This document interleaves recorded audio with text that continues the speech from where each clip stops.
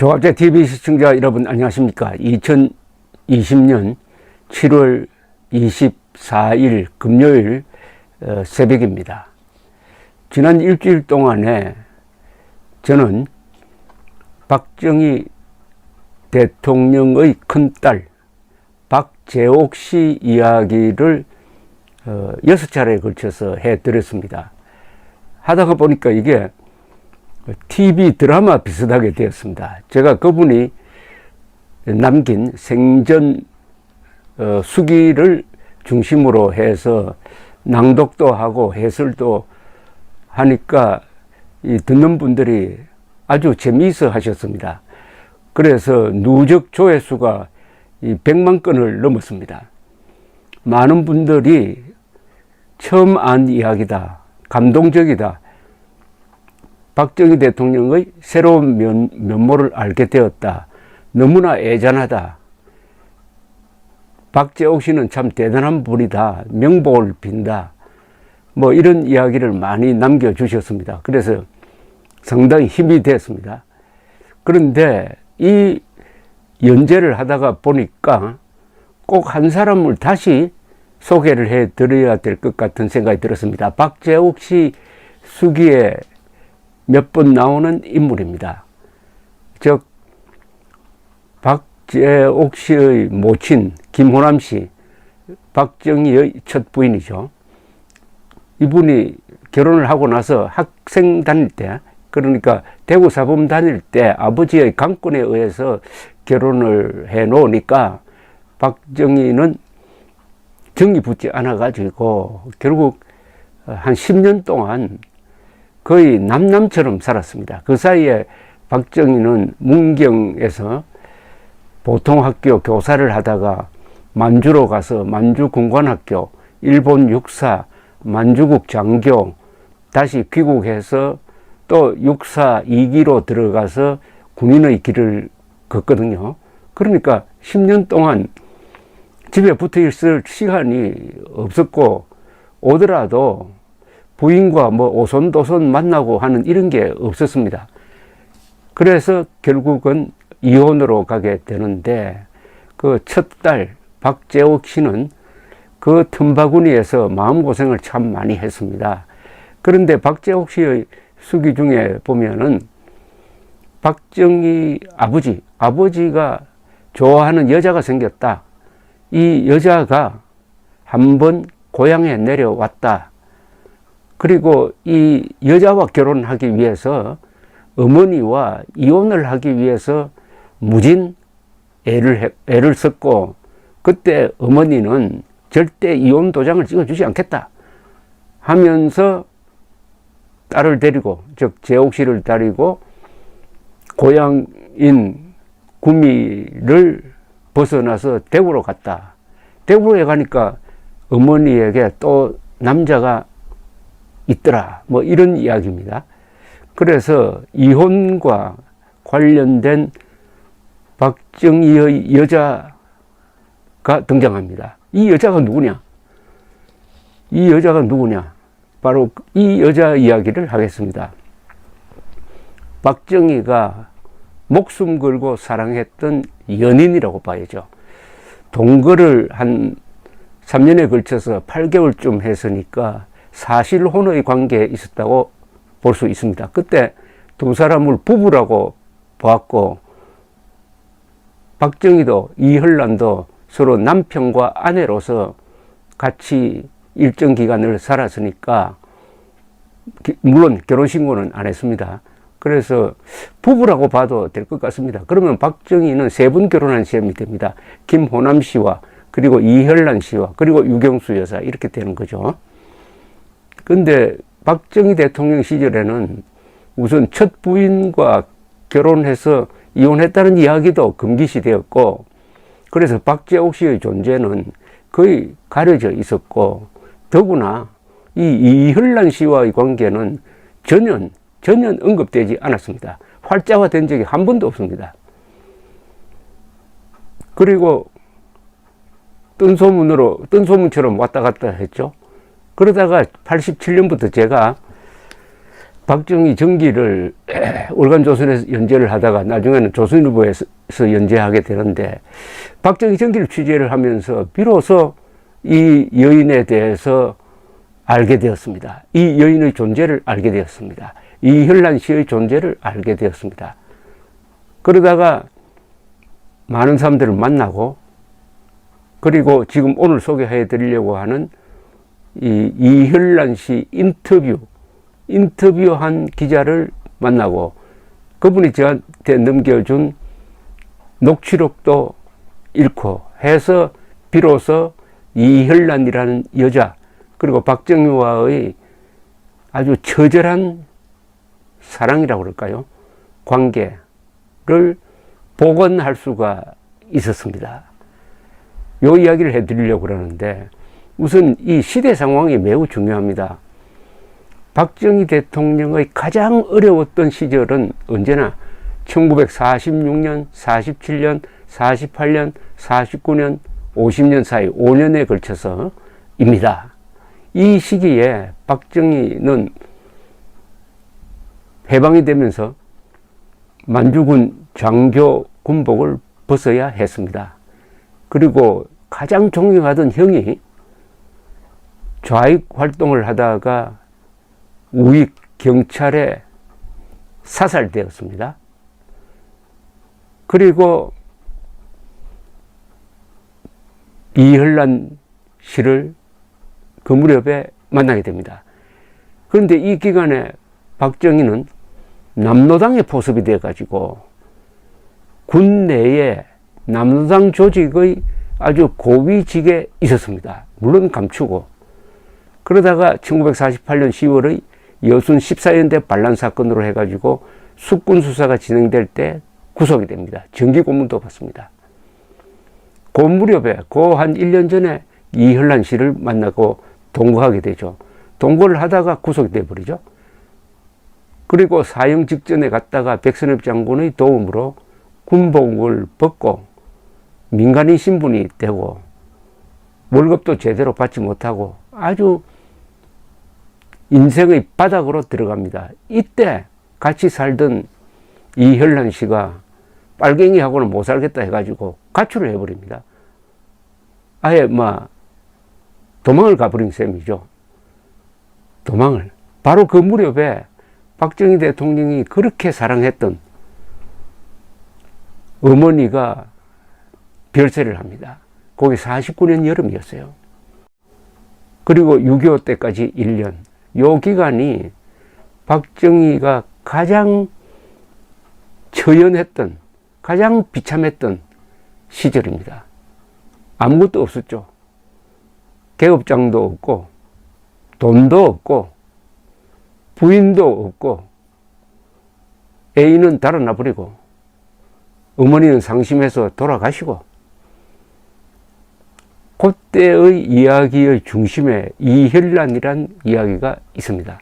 왜 제가 이 제목을 구상을 할 때 박정희가 목숨 걸고 사랑했던 여인이라고 했느냐 하면, 목숨 걸었다는 말은 뭐냐? 박정희가 1948년 11월에 소령이었습니다. 연행이 됩니다. 숙군 수사에 걸려가지고 연행이 됩니다. 남로당의 핵심 멤버다. 연행이 될 때 박정희는 알았습니다. 출근하니까 오늘 내가 잡혀가는구나 알았습니다. 도망갈 기회가 있었습니다. 도망을 가지 않았어요. 왜 도망가지 않느냐? 도망가면 이혈란과 헤어진다. 이혈란을 생각해서 도망가지 않았습니다. 또 그런 고백을 나중에 이혈란 씨한테 메모로 전해줍니다. 그때 만약 도망갔으면 어떻게 되느냐? 이혈란이고 뭐고, 그때 숙군 수사로 걸려들면은 고문을 받아가 죽는 사람도 많았고, 사형 집행된 장교들이 수십 명이 됩니다. 가만히 버려뒀으면 박정희도 사형됐을 가능성이 매우 높습니다. 그런데도 도망가지 않았습니다. 왜 도망가지 않았냐?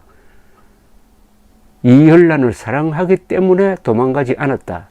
이게 나에게 얼마나 불리한지 아느냐라고 옥중에서 메모를 써서 보냈습니다. 그래서 제가 목숨 걸고 사랑한 여자라는 제목을 붙였습니다. 그런데 그 목숨 걸고 사랑한 여자가 그 뒤에 가출을 해서 달아났다 하면 그때 심경이 어떻겠습니까? 자, 그런 걸 백그라운드를 설명드리면서 지금부터 이야기를 해드리겠는데, 오늘은 우선 이 이혈란 씨가 1987년에 남긴 일종의 육성 증언이라고 할까요? 생전 고백을 줄기로 삼아 말씀드리겠습니다. 이렇게 해야 이 여인이 누구냐 하는 것을 알 수 있게 될 것이고, 그 다음에 제가 이야기를 풀어나가는데 상당히 도움이 될 것 같습니다. 우선 박정희와 이혈란의 운명적 만남은 언제 있었느냐? 1947년 가을에 있었습니다. 그때 아직도 건국하기 전입니다. 이제 우리나라는 군대를 먼저 만들고 그 뒤에 건국이 되었습니다.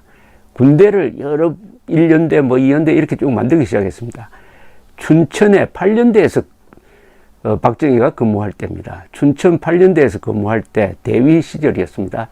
그때 같이 동료로 있던 격리장교 박경원 육군 중장으로 예편을 했고, 박정희 대통령 있을 때 내무장관을 몇 차례 한 분입니다. 박경원. 이 나이는 좀 어린 박정희보다는 상당한 차이가 있습니다. 이 박경원 격리장교가 결혼식을 올리는데 박정희 대위가 하객으로 참여를 했습니다. 하객으로 참여를 했는데, 그때 박경원 씨의 들러리는 김점곤, 이분도 아주 유명한 분이죠. 김점곤, 나중에 소장 제대고 경희대학교에서 교수를 오래 하신 분입니다. 이었고, 박경원 씨 부인은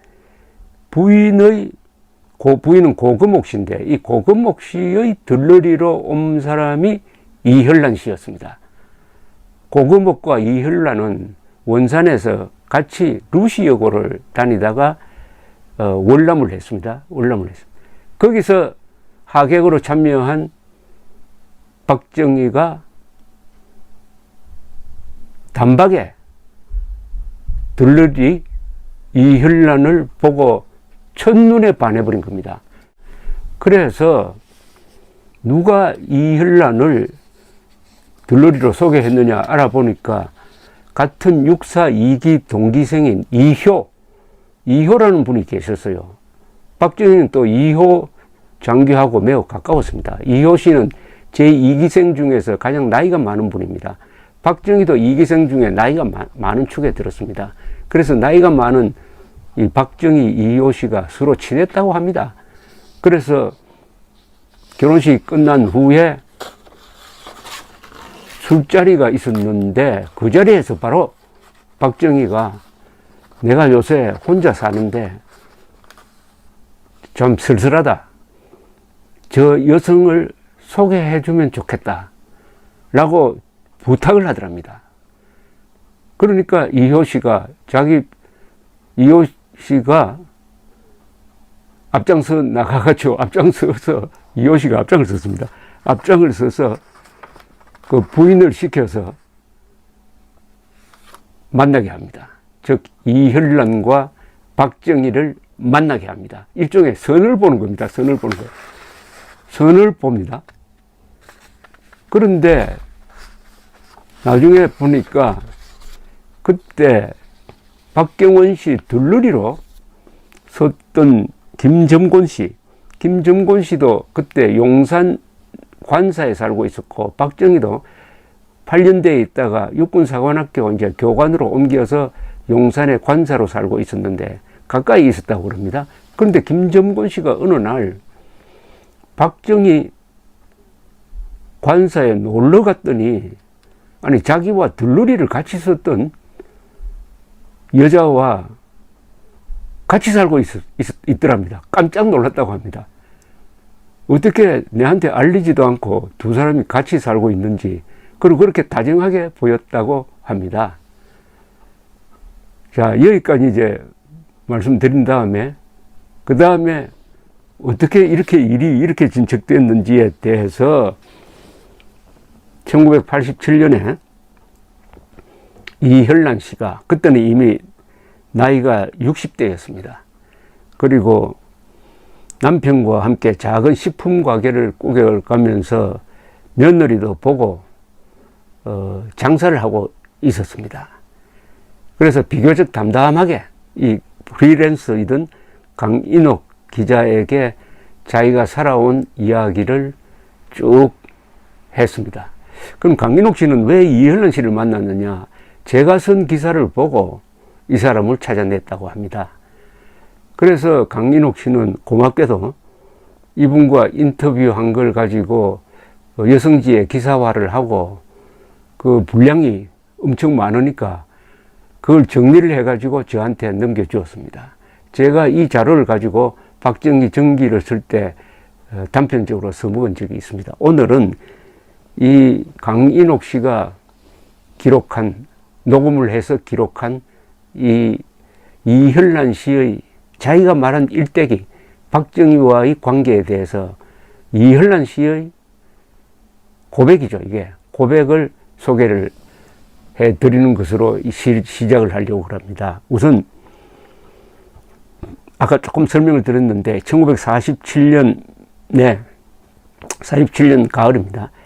박경원 고금옥 결혼식장에 자신이 들러리로 나가게 된 경위는 뭐냐 하면은 이효 씨가, 아까 말씀드렸던 육사 2기 이효 씨가 신부 측 들러리를 써달라고 권유를 했어요. 그때 박정희는 대위였습니다. 들러리를 쓴 후 토요일, 일요일은 미션 계통의 학교라서 이때 이화여대를 다니고 있었습니다. 이화여대를 다니고 있습니다. 그러니까 미션 계통의 학교라서 휴학을 하게 되는데 토요일 오후에 이효 씨가 와서 자꾸 나가자고 해서 명동 3호정이라는 곳에서 식사를 하게 됐는데 자기네는 미리 준비가 됐는지 여럿이 나와 있었습니다. 윤태일, 이한림, 이주일, 이효씨 부인 등 8명이 들어가 앉았는데 저는 수줍고 해서 구석에서 대꾸도 못했어요. 그리고 식사 후 미스터 박이 소개되었습니다. 즉 선을 보는 순간입니다. 여기 등장하는 윤태일 씨는 5.16 뒤에 서울시장 한 분입니다. 이한림 씨는 일군 사령관하고 나중에 건설부 장관도 한 분입니다. 이주일 씨는 감사원장도 하고 5.16 주체입니다. 그리고 이효 씨는 아까 설명한 것이고, 그러니까 주로 만주군 이 친구들이, 동료들이 선부른 장소를 이렇게 마련한 거죠. 여기서 선을 본 겁니다. 이제 진척이 있습니다. 자, 이혈란, 혈자는 나타날 현자에다가 난초 난자입니다. 이름도 아주 아름답습니다. 이혈란. 나이는 박정희보다 8살이 아래입니다. 그때 저는 전성기였어요. 이화여대 담임내하고 포부도 크고 했죠. 키도 조그만 양반이 볼품도 없고, 그러나 일본 육사 나왔다는데 박력이나 기품은 있었어요. 첫눈에 딱 반하지는 않았다는 이야기죠. 박정희는 첫눈에 반했는데, 이혈란 씨의 유일한 사진이 있습니다. 유일한 사진이 제가 박정희 전기를 조선일보에 연재할 때 구해서 실었습니다. 여기 이 동영상의 첫 페이지에 나오는 그분인데, 사진, 흑백 사진에도 아주 이목구비가 뚜렷하고 키도 날씬하고 그리고 음악도 잘하고 해서 아주 섬세하게 보이는, 또 섬세한 만큼 신경이 날카롭기도 한, 좀 날카로우면서도 아름다운, 좀 이색적인, 이국적인 그런 모습의 여인이었습니다.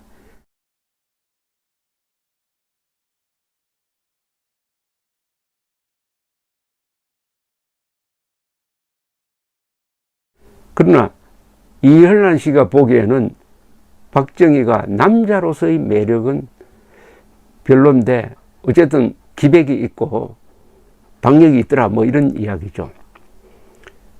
미스터 박이라고 합니다. 박정희를 미스터 박, 미스터 박은 일요일마다 기숙사로 저를 찾아왔어요. 나는 그때 있는 돈도 없애고 있었습니다. 부모는 북쪽에서 안 나오고 나 혼자 있을 때였기에 다른 친구는 이승에 대해 생각할 나이이지만 난 못했어요. 그래서 박정희 대비가 만나자고 하면은 만나고 데리고 나가서 식사도 사주고, 그런데 이효시 부인이 와서 박정희와 약혼을 하자고 해요. 이제 조금 더 진전되니까 이제 약혼 이야기가 나옵니다. 그때는 부모님도 없고 돈도 떨어져 가고 의지할 때가 필요했습니다. 방학 때 돈 좀 벌어야 되는데 그이가 박정희입니다. 박정희 장교가 학비 7,500환을 대준다고 했는데 나는 책 구입과 모양 내기를 좋아했어요. 나가지 않아도 깨끗하게 차려입는 것을 나는 중요하게 생각했습니다. 그런 형편인데, 그러니까 경제적으로 어려웠다 이거죠. 침착하고 나에게 잘하니까 역시 여자이므로 끌렸어요. 당시 미스터 박은 태능 육사의 제2중대장이었는데 약혼식은 성대히 했습니다. 그 다음에 이제 약혼식 이야기가 나옵니다. 약혼식 한 날짜는 제가 추정을 해보니까 1947년 겨울로 추정이 됩니다. 겨울. 24살 때 만나 27살 되던 해 2월 6일에 떠났습니다. 그러니까 이분이 떠난 날까지, 박정희를 떠난 날까지, 또는 박정희를 버렸다고 봐도 되겠는데 정확하게 기억하고 있었습니다. 그게 1950년 2월 6일이었습니다. 2월 6일에 떠났대요. 한마디로 남편이 좀 더 좋은 사람이었으면 하는 마음이 있었는데 어쨌든 양쪽이 다 부추겨서 옷도 다 못 입은 채 약혼식장에 끌려갔지요. 화장도 안 한 상태였고 우리 친구들도 하나도 몰랐어요. 지금은 독일에 간 친구 하나만 참석하게 됐는데 나는 같이 가려고 한 게 아니고 피아노 책 구입하려고 기숙사에서 나오는데 미스터 박이 기다리고 있다가 이의 없죠 하길래 부끄러워 대답 못했는데 그것이 응한 걸로 됐어요. 가보니 여러 사람이 와 있었어요. 명동의 그 한식집 간판도 못 봤을 지경이었습니다. 너무 당황해서 말입니다. 내 친구는 내가 마음의 준비가 있었던 줄 알았나 봐요. 자, 이렇게 이제 약혼식을 했습니다. 약혼식을 하고 이화여전은, 이때는 이화여대라 불리지 않고 이화여전이라 불렸는데 이화여전을 중퇴를 합니다. 그 이야기를 이렇게 털어놓습니다. 이화여전 다닐 때는 나이가 많은 편이었습니다. 아이가 둘인 학생도 있었고 남들은 결혼해서들 다니는데 그러지 못하고 중퇴해야 된다고 미스터 박이 아주 섭섭해 했습니다. 미스터 박이 2학년 1학기 등록금을 내줬지요. 그런데 저는 다니지 않았어요. 1학년 1학기 등록금은 교장선생이 됐고 2학기는 벌어서 됐고 내가 어떤 소령하고 약혼했다는 소문이 퍼졌는데 창피해 못 다니겠어요. 이때 박정희는 육사 교관으로 대위에서 소령으로 이제 승진을 했습니다. 처음엔 저는 동국대에 시험 쳤어요. 여학생은 별로 없고 별로 좋은 여학생도 없고 숙대는 합격했고 내 친구는 서울대로 가고 나는 이대로 가자고 해서 이대 시험 쳤어요. 봄에 입학해서 여름방학 때는 가정교사로 아르바이트도 하고 을지로 이가에 있는 부잣집에서 가정교사를 하고 그리고 선을 봤죠. 선보고 사귀다가 학교 문제로 학교를 중단했어요. 이제 1년만 더 다니면 됐을 텐데 등록금을 안 내고 시험만 쳐도 됐는데 돈보다는 내가 맹꽁이라서 내가 별로 요령이 없어서 학업을 중단을 했다. 이렇게 후회를 하고 있습니다. 그해 겨울에 1947년 겨울에 약혼하고 방학하기 직전으로 기억되는데 지프차를 타고 박정희가 찾아오면은 숨기도 했습니다. 부끄러움 때문인지 싫어서 그런지 모르겠습니다. 자, 어쨌든 1948년에 들어가서 이제 약혼한 상태에서 동거를 시작을 합니다. 동거를. 이때 박정희는 몰래 이현란 씨에게 알리지 않고 몰래 고향으로 내려와 가지고 이혼을 하려고 노력을 하는데, 그때 김호남 씨는 집을, 그 고향을 떠나서 대구로 가버려서 도저히 찾을 방법이 없는 거예요. 그래서 형의 그 조카죠.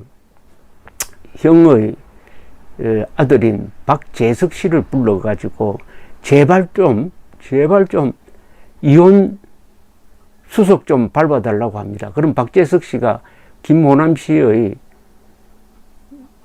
아버지를 찾아가서, 그러니까 박정희의 장인이죠. 장인을 찾아가서 이혼 서류에 도장 찍어달라고 간청을 하면은, 그때 이혼이란 말이 농촌에 어디 알기나 했겠습니까? 한번 출가하면은 우리 집안 아니다, 남의 집 귀신이 되라는 판인데, 그래서 이 완고한 이 김호남 씨의 아버지가 도장 안 찍어준다고 막 고집을 피우고 하다가 결국 도장을 찍었답니다. 그래서 그 쇼크로 돌아가셨다고 해요. 어쨌든 그런 이제 동거를 하면서 한편으로는 정식으로 이제 결혼해가지고 호적에 올려야 되겠는데 여기에 딱 브레이크가 걸린 겁니다. 이혼 수속을 하는 시간이 상당히 걸렸어요. 그때 박정희는 고민이 이만저만이 아니었겠죠. 이 모처럼 사랑하는 여자를 만났는데, 또 멋진 여자인데, 근데 이혼이 안 된다. 또 박재옥 씨가 있다는, 박재옥 씨는 그때 벌써 나이가 10살인데 있다는 것도 말도 못하고, 바로 이 시기에 또 박정희는 주변에서 조여오는 수사망을 느끼기 시작을 했습니다. 이게 막 2중 3중으로 코너에 몰릴 때였습니다. 바로 그 이야기로 이제 들어갑니다. 이분의 이야기예요. 이현란 씨의 이야기가 이제 클라이막스로 갑니다. 1948년에 미스터 박이 방을 준비했다 해서 용산관사에 동거하기 시작을 했습니다. 용산관사에 간 지 얼마 안 있다가 숙군 대상자가 되었다는 사실을 누가 연락해 주었습니다. 숙군 대상자라는 것은 이제 빨갱이 수사에 걸려들었다 이 말입니다. 밥을 해놓고 남편이 돌아오기를 기다리고 있는데 이효 대위가, 그러니까 이효 대위는 아까 설명했죠. 박정희와 사실은 맺어준 사람입니다. 이효 대위가 술에 취해 왔어요. 놀란 표정으로 나가니까 내 손을 꼭 잡고 내가 어리고 수줍어하니 돈을 얼마 주고 갔습니다. 당분간 기다려라. 갑자기 출장 갔다고 합디다. 그렇다면 아래채로 전화했거나 인편으로 메모가 왔을 것인데 밤새 생각하니 이상했습니다. 그래서 근처에 있는 강문봉 부인에게 찾아가서 찾아가니 몰랐느냐고 남편 강문봉을 불러 알려줍디다. 이게 증언입니다. 강문봉 씨는 박정희의 망군 후배인데 한국군에는 먼저 들어와서 이 박정희보다 선배였습니다. 나이가 한참 아래인데도 박정희보다 선임자였습니다. 그러니까 옆집에 살았는데 그 강문봉 씨 부인이 당신 남편 잡혀갔다고 알려주더라는 겁니다. 이때의 심정을 이현란 씨는 이렇게 전하고 있습니다. 너무나 기가 막혔습니다. 지금도 가슴이 떨릴 정도로 쇼크를 받았어요. 많은 사람이 관사에 왔다 갔다 했습니다. 나이는 어리고 의지할 데가 없어 나는 어쩔 줄 몰랐습니다. 이북에서 공산당이 싫어서 내려왔는데 빨갱이 마누라라니 기가 막힐 것 아닙니까? 얼마 후 김창룡이가 왔어요. 자, 여기 유명한 인물이 등장합니다. 김창룡은 당시에 1년대 정보주임인데 바로 이 숙군 수사의 실무 책임자였습니다. 총지휘자는 백선엽 당시 육군 정보국장 대령이었고 실제로 수사를 밀고 나간 사람은 김창룡 정보주임이었습니다. 이 사람은 육사 3기입니다. 이 사람은 일제시대 때 헌병을 한 사람이에요. 그래서 북한에서 친일파라 해가지고 쫓겨서 내려와가지고 공산당이라 하면 이를 가는 사람입니다. 이 사람이 수사 지휘관이 되었는데 찾아왔더랍니다. 이her란 씨를 찾아왔대요. 그러면서 박정희가 붙들려간 경위를 설명하고 미스터 박이 메모를 주라고 하더라면서 편지를 건네주더랍니다. 그 편지 내용이 이겁니다. 박정희가 옥중에 아마 그때 고문받으면서 혼이 나고 있을 겁니다. 부르라고. 쓴 편지가 뭐냐? 그때 기억하고 40년 전의 기억을 되살려서 이her란 씨가 이렇게 그 편지 내용을 전했습니다. 미안해, 어쩔 줄 모르겠다. 이것 하나만 믿어주라. 7기생의 육사 졸업식에 간다고 면도도 하고 아침에 국방부에 출근하니 어떤 사람이 귀띔해 주더라. 내가 얼마든지 차를 타고 도피할 수 있었는데 혈란이를 사랑하기 때문에 안 갔다. 이건 나한테 얼마나 불리한 줄 아느냐. 이 편지 어떻습니까? 도망갈 수 있었는데 혈란이 생각이 나서 안 가고 구속되는 길을 선택을 했다는 고백입니다. 여기에 대해서 이her란 씨는 한 여인 때문에 안 갔다니. 그러나 난 괘씸했어요. 그것까지는 또 괜찮아. 왜 괘씸했을까요? 여기 설명이 나옵니다. 이제 구속되어 가지고 수사를 받고 있는 그 기간에 고향에서 박재석 씨는 박정희 형 박무희 씨의 아들입니다. 박재석이 고춧가루 등을 갖고 면회를 하러 왔더랍니다. 재옥이 엄마가 알까봐 서대문 형무소도 못 다니게 해요.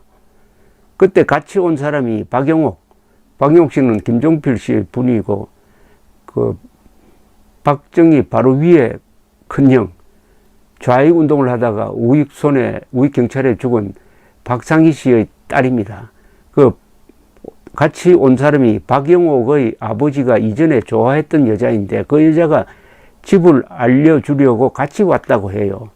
그녀가 입이 가벼워서 이렇게 참한 섹시가 어쩌나 하고 재옥이 어머니는 인물이 좋았다고 하고 재옥을 맡기고 피신했다고 말을 하는 거예요. 이때 비로소 이her란 씨가 박정희에게 본처가 있고 딸도 있다는 것을 알게 됩니다. 이제 이중으로 화가 난 거죠.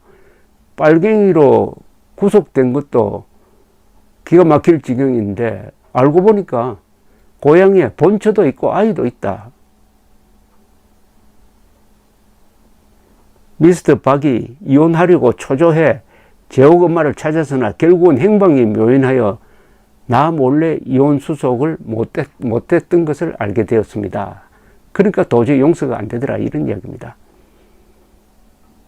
그러니까 그 전부터 이 뭔가 박정희, 이her란 두 사람 사이가 틀어지기 시작했습니다.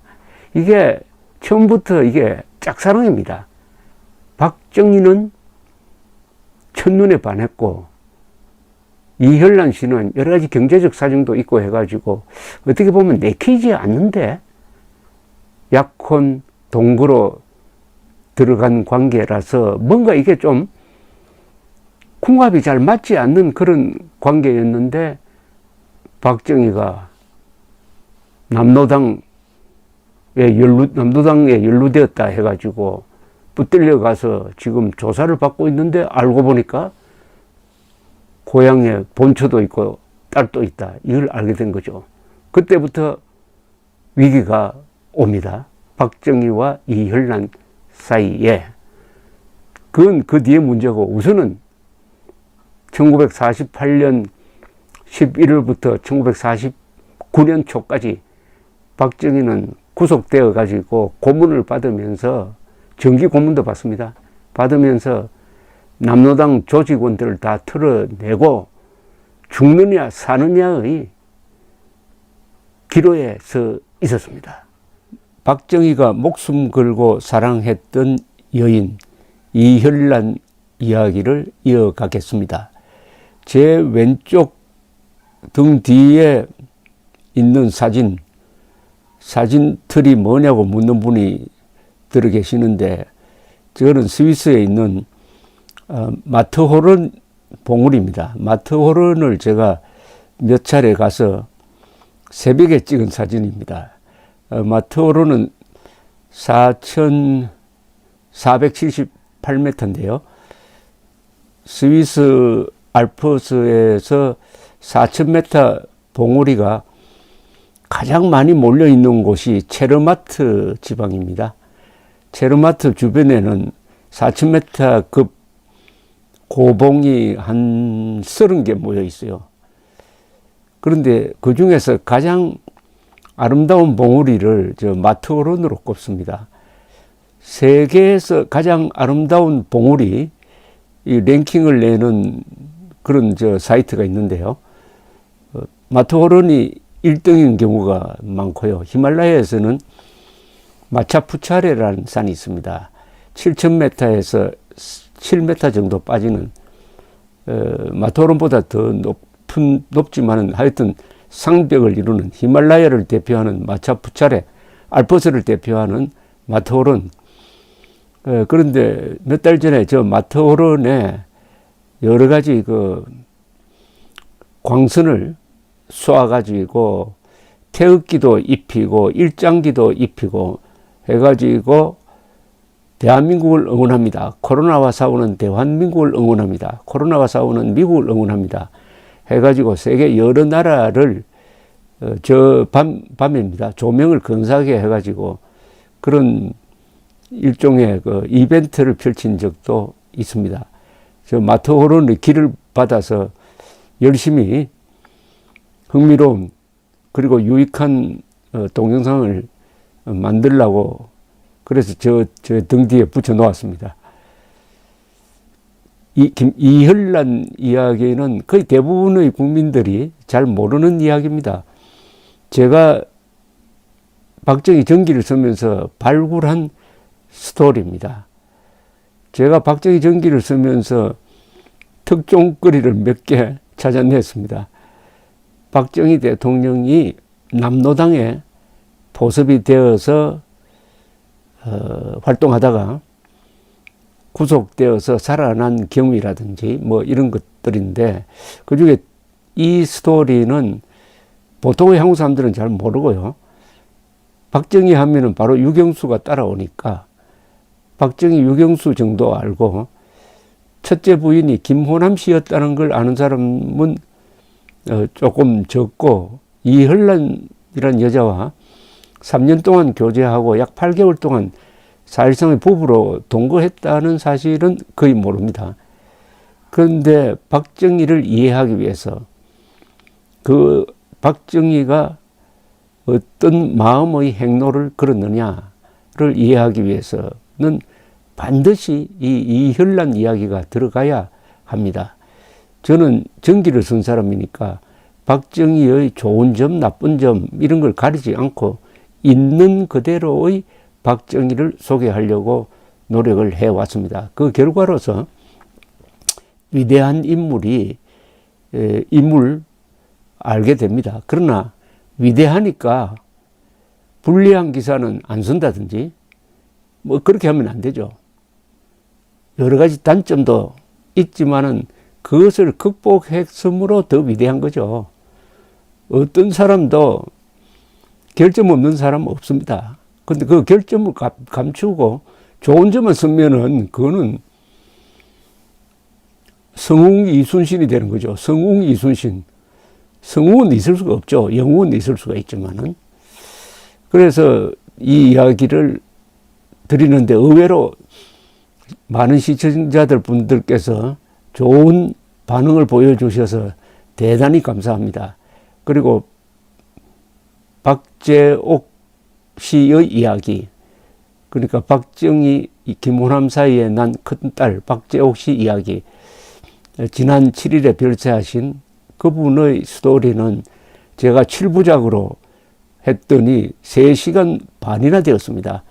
이걸 한꺼번에 여러분들이 보시도록 한꺼번에 몰아듣기로 묶어가지고 동영상에 띄워 놓겠습니다. 느긋하게 보다가 뭐 끄다가 다시 보다가 뭐 이렇게 하셔도 되니까 유튜브의 장점이 바로 그겁니다.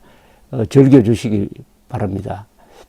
어제에 이어서 이혈란 이야기를 다시 하겠습니다. 어제는 어느 대목까지 이야기를 드렸느냐 하면은 1947년에 결혼식에서 박정희 대통령이 하객으로 참석을 했다가 들러리로 나온 당시에 이화여전에 다니던 이혈란 씨를 만났습니다. 그때 나이가 22살이었습니다. 이혈란 씨야 첫눈에 반해가지고 소개를 받고 그 다음에 선을 보고 약혼식을 하고 1948년 초부터 동거에 들어갑니다. 그리고 이혈란 씨는 이화여전을 중퇴합니다. 그런데 같이 살면서 뭔가 맞지 않았습니다. 성격이 맞지 않았다고 저는 봅니다. 박정희 그때 대위 그 다음에 소령 이렇게 되는데 박정희 소령은 일방적으로 이혈란 씨를 좋아했습니다. 이혈란 씨는 외모도 아주 뛰어나고 그리고 예술적인 감각도 있는데 상당히 성격은 강한 성격이었던 것으로 추정이 됩니다. 그런 이혈란 씨를 한 여성으로서 박정희가 집착할 정도로 좋아한 것으로 보입니다. 어떻게 보면 일방적 사랑이란 면도 좀 듭니다.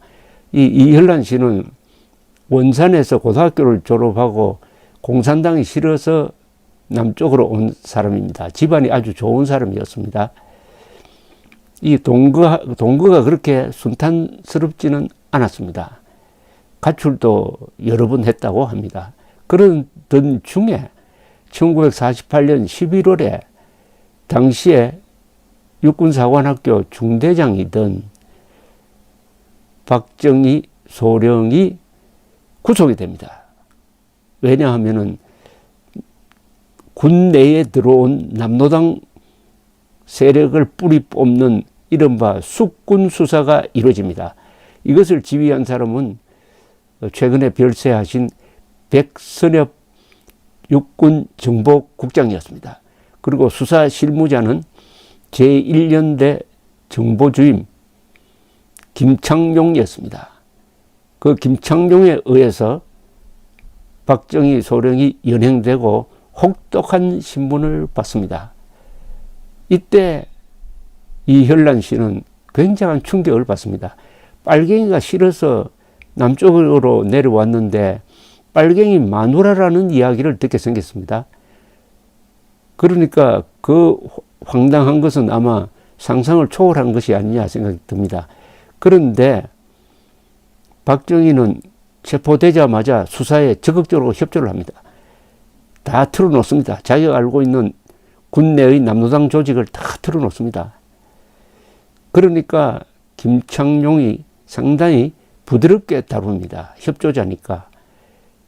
이런 배경하에서 편지가 하나 옵니다.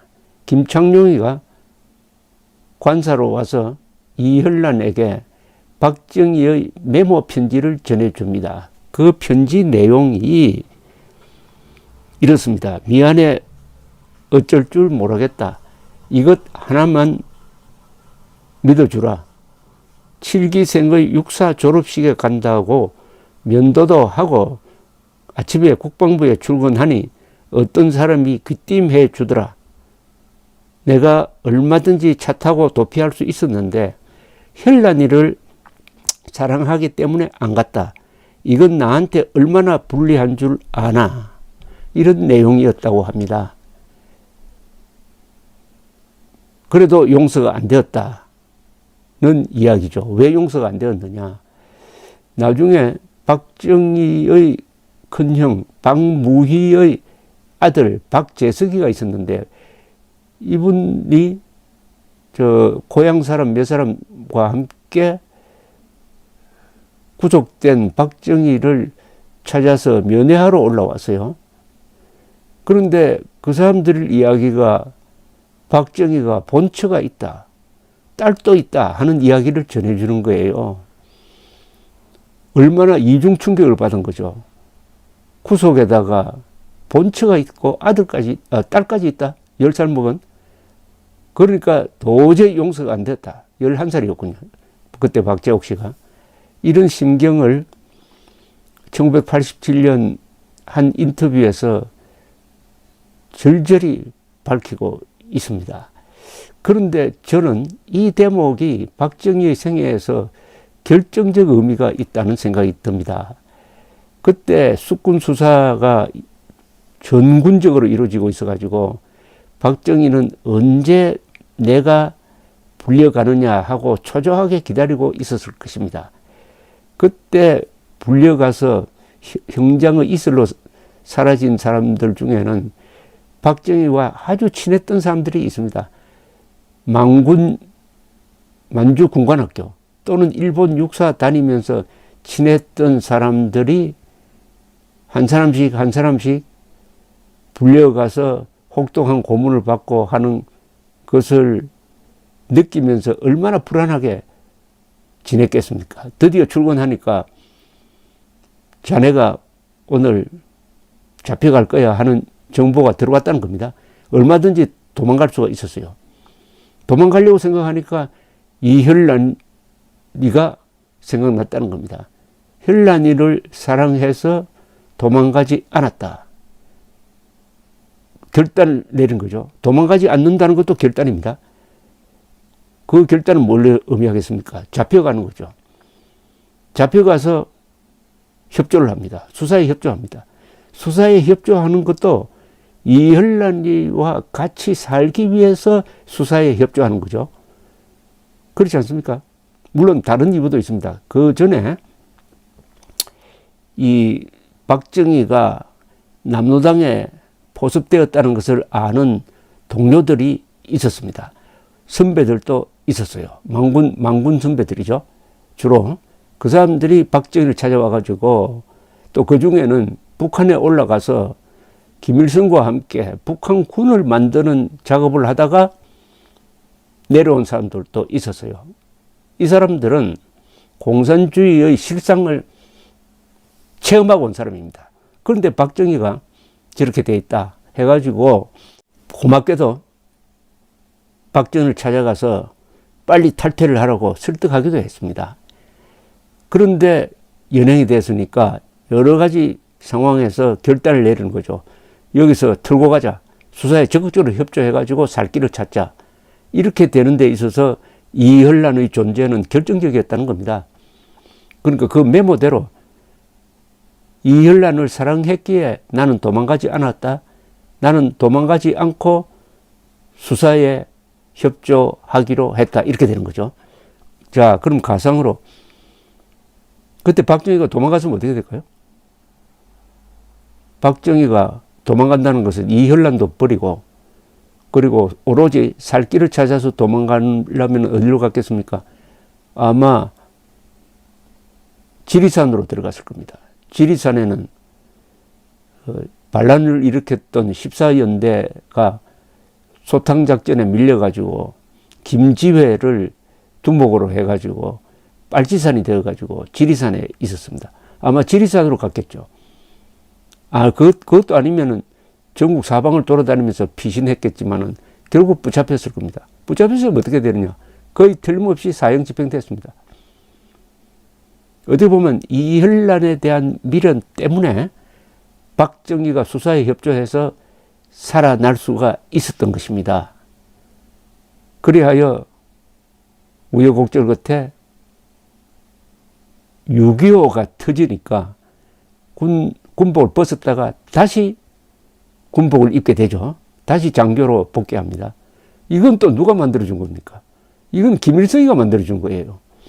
김일성의 남침이 있었기에 박정희가 다시 군인이 되는 겁니다.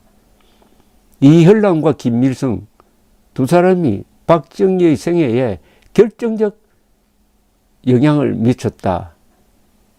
하는 대목입니다. 여러분 어떻습니까? 인간의 참 삶이라는 게 본인이 예측하지 않는 방향으로 가고 또 큰 6.25 같은 큰 사건이 나면은 그 상황에서 한 개인의 운명은 자기가 설계하는 대로 가지 않고 다른 사람이 설계하는 것에 영향을 받아가지고 정해진다는, 어떻게 보면 역사와 인간의 오묘한 관계를 확인할 수가 있습니다.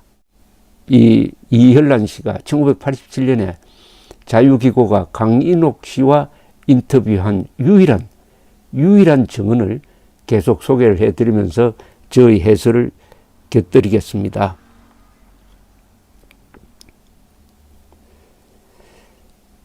이분이, 이혈란 씨가 당시 60대가 되어가지고 이제 며느리도 있고 아주 좋은 남편을 그 뒤에 만났습니다. 그래서 어떻게 보면은 안정적인 생활을 하니까 여유도 있어가지고 담담하게 박정희와의 관계를 설명하는 대목입니다. 그러나 난 배신감으로 용서가 안 되었어요. 미스터 박이라고 불렀습니다. 미스터 박은 나한테 무척 잘했어요. 이만한 나이에 보는 것도 많고 들은 것도 많은데 그때는 이제 죽어도 이어하는 없겠다 싶을 정도로 잘해 주었어요. 그게 고마웠어요. 괘씸한 생각도 들고 해서 가출을 여러 번 했어요. 그때마다 잡혀오고, 한마디로 그 사람은 독해요. 그 뒤 대통령이 된 뒤에도 보면 독해. 일본 교육 받은 탓인지 그러나 다정다감한 분이었습니다. 내가 이왕 남이 될 바에야 너무 그만 떨었고 살살했어요. 후회가 됩니다. 대통령이 될 줄 알았으면 덜 살살했을 걸. 사람들은 내 심정을 몰라요. 그분도 신사적이었고 여자를 접촉하는 과정에서도 여자 기분 맞춰주어요. 철두철미 여자에게 그 이상 다정다감할 수가 없어요. 왜 그때는 그렇게 앉으라면 앉고 서라면 섰는지 몰라. 손님 한 사람만 와도 벽장에 숨었으니 그게 얼마나 우스운 일이야.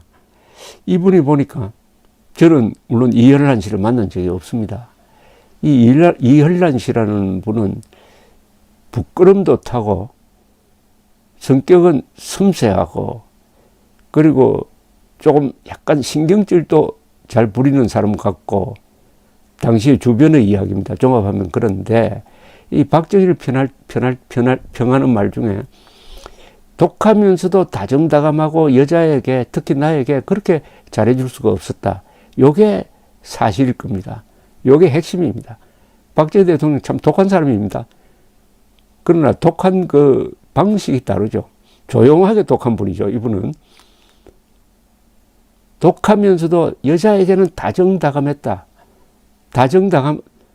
박정희 대통령을 멀리서 보면은 딱딱하고 창성 차렷 자세지만은 그분과 가까이 지낸 사람, 사적 관계를 유지했던 사람한테는 그렇게 따뜻한 분일 수가 없고 살아있는 모든 것을 사랑하는 사람이었다.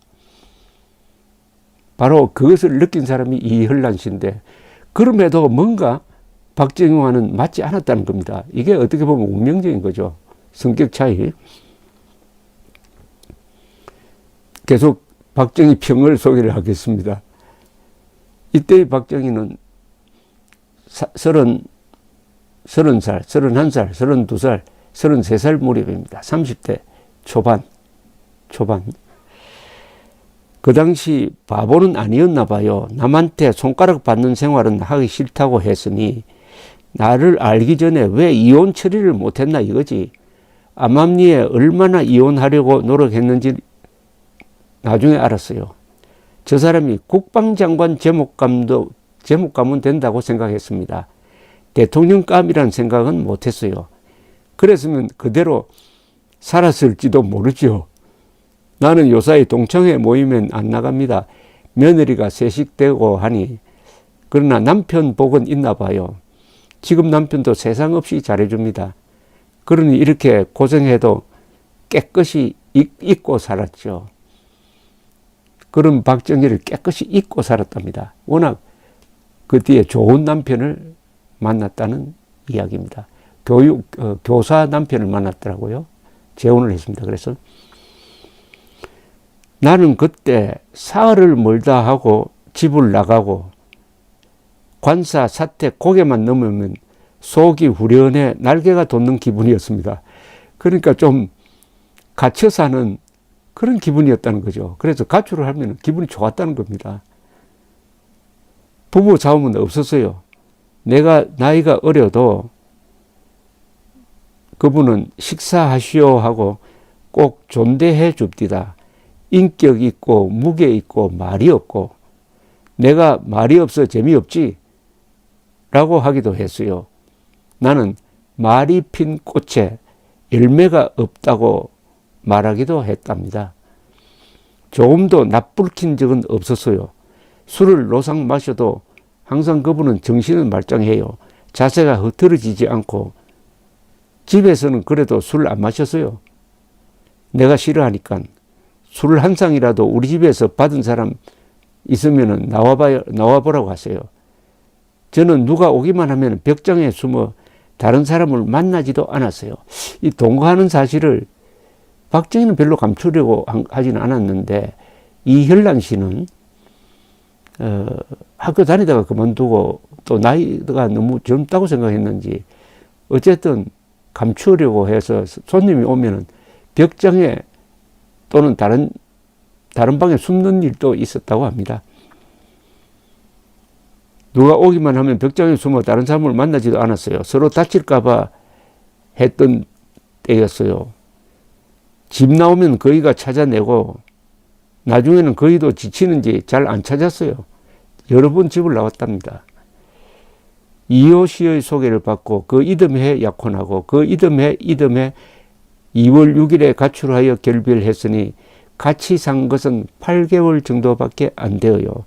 이 2월 6일은 1950년 2월 6일, 즉 6.25 나기 넉 달 전입니다. 미스터 박과 나 사이에 아이가 있었다는 이야기가 있는 모양인데 아이를 가질 시간이 없었습니다. 나도 야근 여자입니다.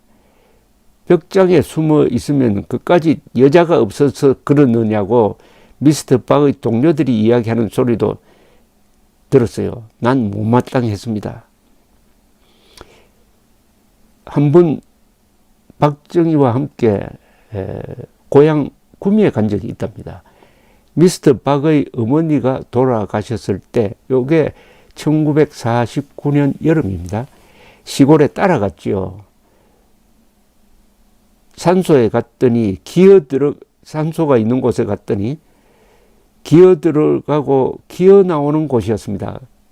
이건 박정희 대통령이 살았던 생가를 이야기합니다. 여러분 구미에 가면은 박정희 생가가 있죠. 거기 보면은 그대로 지금 복원을 해 놓았습니다. 6.25 때 불이 탔는데 거기 보면 유명한 그 디딜방아도 있고 박정희가 공부하던 그 방도 있고 책상을 그냥 거기에 복원해서 놓은 게 있습니다. 정말 작은 집이죠. 오막살이 그런데 그 구미에 유명한 금오산 줄기가 그 집까지 쭉 뻗어 있습니다. 그 집은 초라하지만은 집 뒤편에 이 산기슭이 아주 멋집니다. 거기서 박정희는 병정놀이를 했다고 합니다. 어릴 때. 서울에서 대학생 재수씨가 온다고 서울 멋장이라고 광목에 물들여 옷들을 해 입고 떡해준다고 방아 찍고 야단이었습니다. 미스터 박의 누나 박재희 씨는 거기에 없었습니다. 거기서 박정희가 재혼했다, 딸이 있다는 이야기를 들으니까 화가 나서 하룻밤 자고 부랴부랴 서울로 올라왔습니다. 계속해서 박정희가 목숨을 걸고 사랑한 여인 이현란 이야기를 전해드리겠습니다. 이현란 입장에서 보면은 박정희를 사랑했다고 보기는 그렇고 오히려 박정희를 버린 여인으로 기록되어야 하지 않을까 하는 생각이 듭니다. 박정희는 목숨 걸고 사랑하고 이혈란은 박정희로부터 계속 벗어나고 싶어 하다가 결국은 가출을 하고 영영 못 만나는 그런 관계가 되는 거죠. 이걸 비련이라고 해야 될지 적당한 명칭을 한번 생각해 봐야 되겠습니다. 이병주 선생은 생전에 그를 버린 여인이라는 이 소설을 썼습니다. 그를 버린 여인. 상당히 이병주 선생은 박정희 대통령에게 나쁜 감정을 가지고 썼습니다만은 제가 보기에는 그렇게 이 사안을 가지고 박정희를 비난할 것은 아니라고 생각을 합니다. 어쨌든 이혈란은 박정희가 수군 수사에 걸려가지고 감옥에 갔다 온 다음에는 정이 떨어지는 건 사실이에요.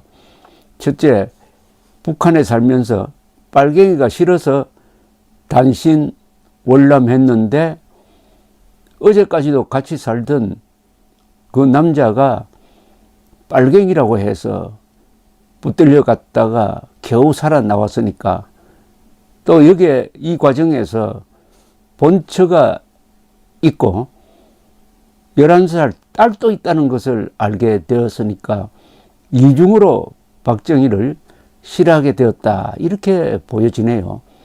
그래서 박정희가 숙군 수사에서 백선엽이라는 은인을 만나서 요행이 목숨을 부지하고 그러나 무기징역 그게 또 감형이 되고 해서 군복은 벗고 육군 정보국에서 백선엽 국장의 배려하에서 민간인으로 일하면서 겨우 푼돈 정도 받고 있는 이런 상황이 되었습니다.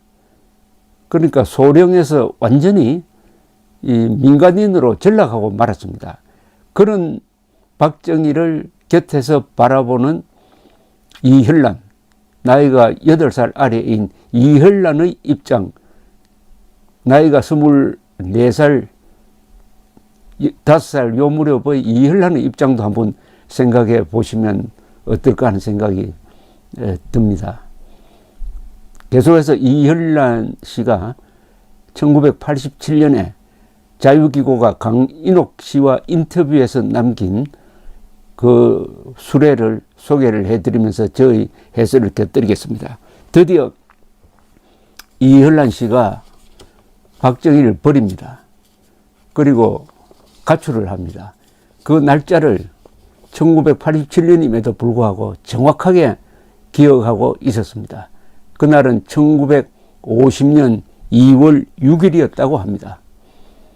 이렇게 수레를 합니다.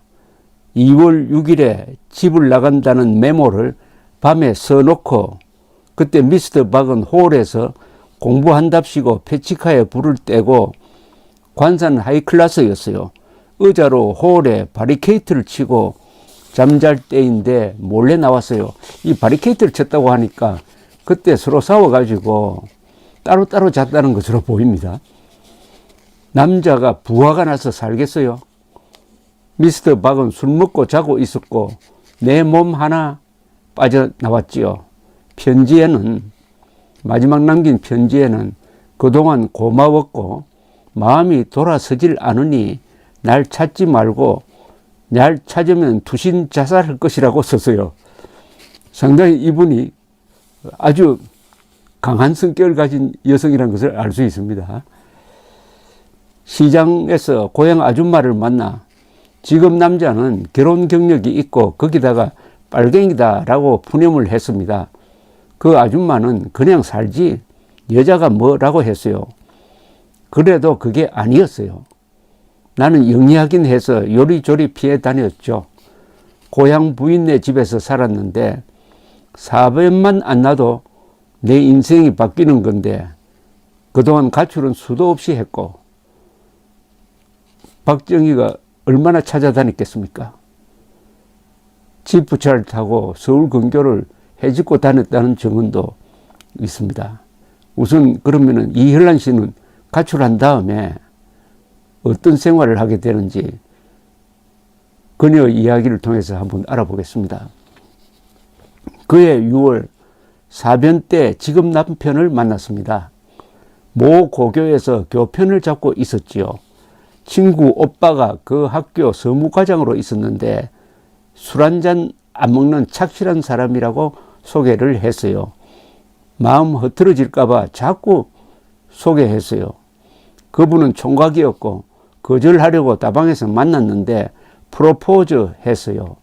나는 과거가 있으니 단념하라고 했어요. 남자고 여자고 깨끗하게 단념하면 되지 않느냐고. 그리고 나는 영등포 모 여고에서 시간 강사, 생물학도 조금 가르치고 그 남자도 영등포에 있는 그 고등학교로 직접 찾아오고 순진하고 거짓이 조금도 없는 남자이고 진실하고 내가 참 잘 봤다고 생각했습니다. 아주 박정희와는 다른 아주 성실한 그런 분을 만났습니다. 나는 과거가 있어서 마음을 좀 식힌 뒤에 결혼할 생각이었는데 그래도 약혼하자고 해서 약혼식 날 내가 또 거절을 했습니다. 그러고 있는데 6.25 사변이 났습니다. 그전에는 영화 2편 같이 본 정도죠. 6.25가 터진 날 영등포 당산동 하숙집에 그분이 나를 찾아와 피난 가자고 데리러 왔어요. 강제로 피난 보따리 사갖고 둘이서 대구로 피난 가서 거기서 결혼했습니다. 6.25 때 경황이 없는데 미래의 남편이 찾아와서 보따리 사라 해가지고 같이 대구로 갔으니까 결혼 안 할 수가 없겠네요. 대구에서 결혼했는데 이게 아마 여름인 듯 합니다. 그런데 박정희 대통령도 결국 대구에서 결혼을 하거든요. 그 날짜는 1950년 12월입니다만은 비슷한 시기에 대구에서 두 사람이 만날 뻔 했는데 조금 나중에 이야기를 드리겠습니다. 큰아들을 거기서 잉태하고 대구서 나왔습니다. 남편은 경북 의성에서 교사로 있다가 서울로 올라왔어요. 교장, 부교장패로 갈려있던 교육 현실이었는데 그때 교장 편이었는데 교장이 암으로 돌아가서 교직 사표를 내고 사업을 시작하여 부동산 투기로 돈을 잘 벌었습니다. 그러다가 부도가 나서 4년 전에 지금 일을 시작했는데 지방에 납품하는 것인데 봉고차로 합니다. 그 다음에 이열란 씨는 단신 월남을 했는데 6.25 중에 또 가족과 재회를 했다네요. 식구들하고 다시 상봉한 건 6.25 사변 나고 의성서 안동시장에서 고향 사람들을 만났는데 친정 식구들이 다 내려왔다고 해요. 그때 첫 애를 뵀을 때인데 너무 마음이 외롭고 고생도 컸지요. 그 소식을 듣고 날개를 달고 날아가고 싶었습니다. 연락해 달라고 내 소재를 적어 주었지요. 동생이 내려와 상봉했어요. 내가 첫 애를 낳고 20일이 됐는데 그때 식구들은 을지로 이가에 있었고 아버지는 인물이 좋아 장개석과 알고 지내기도 했답니다. 가출 후에 내가 전화를 했습니다. 그러니까 박정희한테 가출 후에 전화를 한번 했답니다. 비신사적으로 행동하지 말라고 경고를 했대요. 내가 가출한 지 한 20일 뒤에 내가 교만하다느니 못됐다느니 했다는 소문이 들렸어요. 내 성질이 어떤데 내가 술집에서 일했다는 건 말도 안 됩니다. 그런 이야기를 하는 사람이 있습니다. 술집에서 박정희 그러니까 가출한 이후에 부산에서 박정희 대통령이 어떤 술집에 갔더니 거기에 종업원으로 이열란 씨를 보고 이열란 씨가 화들짝 놀라서 달아났다. 뭐 이런 이야기를 그 옆자리에 있었다는 사람이 증언하는 내용도 있는데 그것은 부인을 합니다. 내가 술집에서 일했다는 건 말도 안 돼요. 길에서 지프차를 타고 오는 것을 본 적이 있습니다. 대구였습니다. 대구에서 만날 뻔한 거죠. 임신 2개월쯤 됐을 때인데 내가 모양을 내고 원피스를 입고 싹 빼고 가는데 지프차가 빵빵 되는 거예요. 사변통의 월북 해설이라고 생각했었는데 돌아다 보고 깜짝 놀랐어요. 박 씨가 내리려고 해서 나살려라 하고 뛰었죠. 마침 트럭이 지나가서 만나지를 못했습니다. 여기 참 극적인 장면이네요. 여기에 자기는 사변이 났으니까 박정희가 월북했을 거라고 생각을 했답니다. 그러니까 박정희가 골수 공산주의자로 안 거죠. 박정희는 숙군 수사 때 지옥의 문턱까지 갔다가 거기서 완전히 전향을 합니다. 이 사상적인 전향은 박정희식으로 해야 옳습니다. 죽느냐 사느냐의 기로에 섰을 때 공산주의를 버린다고 합니다. 미지근하게 버린 것이 아니라 박정희는 확실하게 전향을 했습니다. 그리고 조직원을 다 이야기를 했습니다. 그러면은 다시 돌아갈 수도 없는 거죠. 더구나 6.25가 터졌을 때 박정희는 어디 있었느냐? 고향 구미에 내려가 있었습니다. 6.25가 났다는 소식을 듣고 부랴부랴 육군본부로 돌아왔습니다. 그걸 보고 많은 사람들이 박정희가 정말 전향을 했구나라고 생각을 했다고 합니다. 그러니까 많은 사람들이 박정희를 의심하고 있었죠. 그때도 월북할 줄 알았는데 라고 이현란 씨가 생각했다면 동료들도 마찬가지였을 것입니다. 월북할 수, 그런데 박정희가 한강을 건너는 거죠. 그걸 본 장도영 씨가 박정희를 다시 군 장교로 재입대를 시킵니다. 그래서 소련 계급장을 다시 달게 되는 거죠. 그때는 계급장이고 뭐고 구할 수도 없으니까 김종필 씨가 철모에다가 계급장을 그려주었다고 하는 에피소드가 있습니다. 지프차를 타고 지나가다가 이열란을 본 박정희 그때 소령이 빵빵 눌렀다는 거 아닙니까? 근데 도망가는데 그 사이에 트럭이 중간에 지나가서 박정희가 놓쳤다. 이런 장면 어디에 영화에 본 기억이 안 나십니까? 닥터 지바고의 마지막 장면입니다.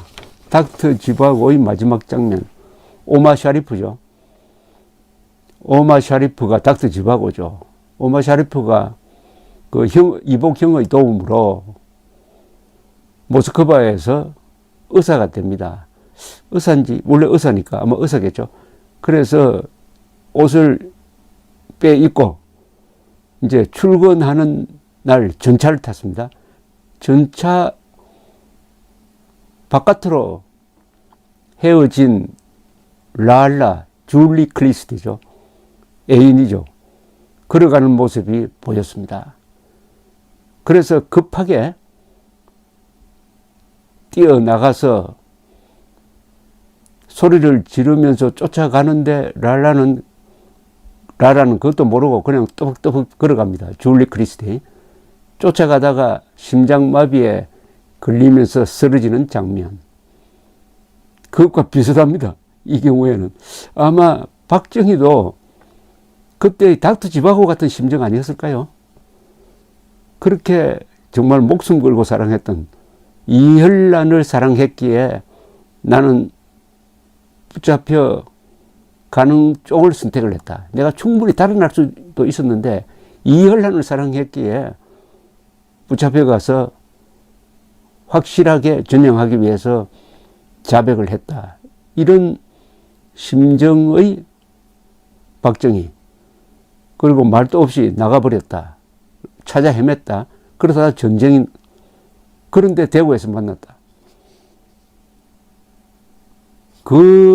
그게 박정희로서는 이현란을 단념하는 결정적 계기가 아니었겠습니까?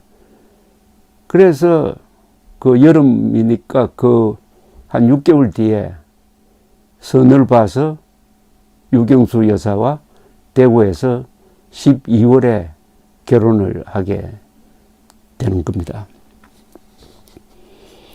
이 이현란 씨는 계속해서 박정희에 대한 추억을 이렇게 증언하고 있습니다. 미스터 박은 동거하던 시절입니다. 방에 누워 책으로 얼굴을 덮고는 연습을 하곤 했어요. 독일의 히틀러가 영웅이라 하더군요. 독재자지만 난 사람이라고. 저는 그 사람 보고 더는 몰라도 국방장관 자격은 있다고 생각했습니다. 그래도 나는 아무리 애써도 마음이 돌아서질 않았습니다. 그는 요만큼만 내가 어디를 가도 항상 저를 데려갔습니다. 화장실에 오래 있어도 들여다보곤 했습니다. 어디 갈까봐. 가출을 하도 자주 하니까. 땅을 치고 울기도 많이 했어요. 내가 그 사람의 마음을 아프게 했기에 지금 내가 이러고 사는지도 몰라요. 연분이 아니었던 것 같습니다. 친구들이 놀려요. 그때 좀 참지. 잘났다고 하더니 돼지 머리 기름 장사하니 이러면서 저를 놀립니다. 저는 숙구는 삼을 수 있었는데 또 사랑의 메시지도 있었고, 사랑의 메시지라는 것은 옥중에서 쓴 편지, 혈란이를 사랑하기 때문에 도망가지 않았다. 그 메시지도 있었고, 그런데 한마디로 내가 너무 살살 맞았습니다. 그럴 필요까지는 없었는데 내가 애정이 있을 때도 살살 맞았어요. 이분도 사랑 표현을 잘 못하는 분 같습니다. 박정희도 그렇고.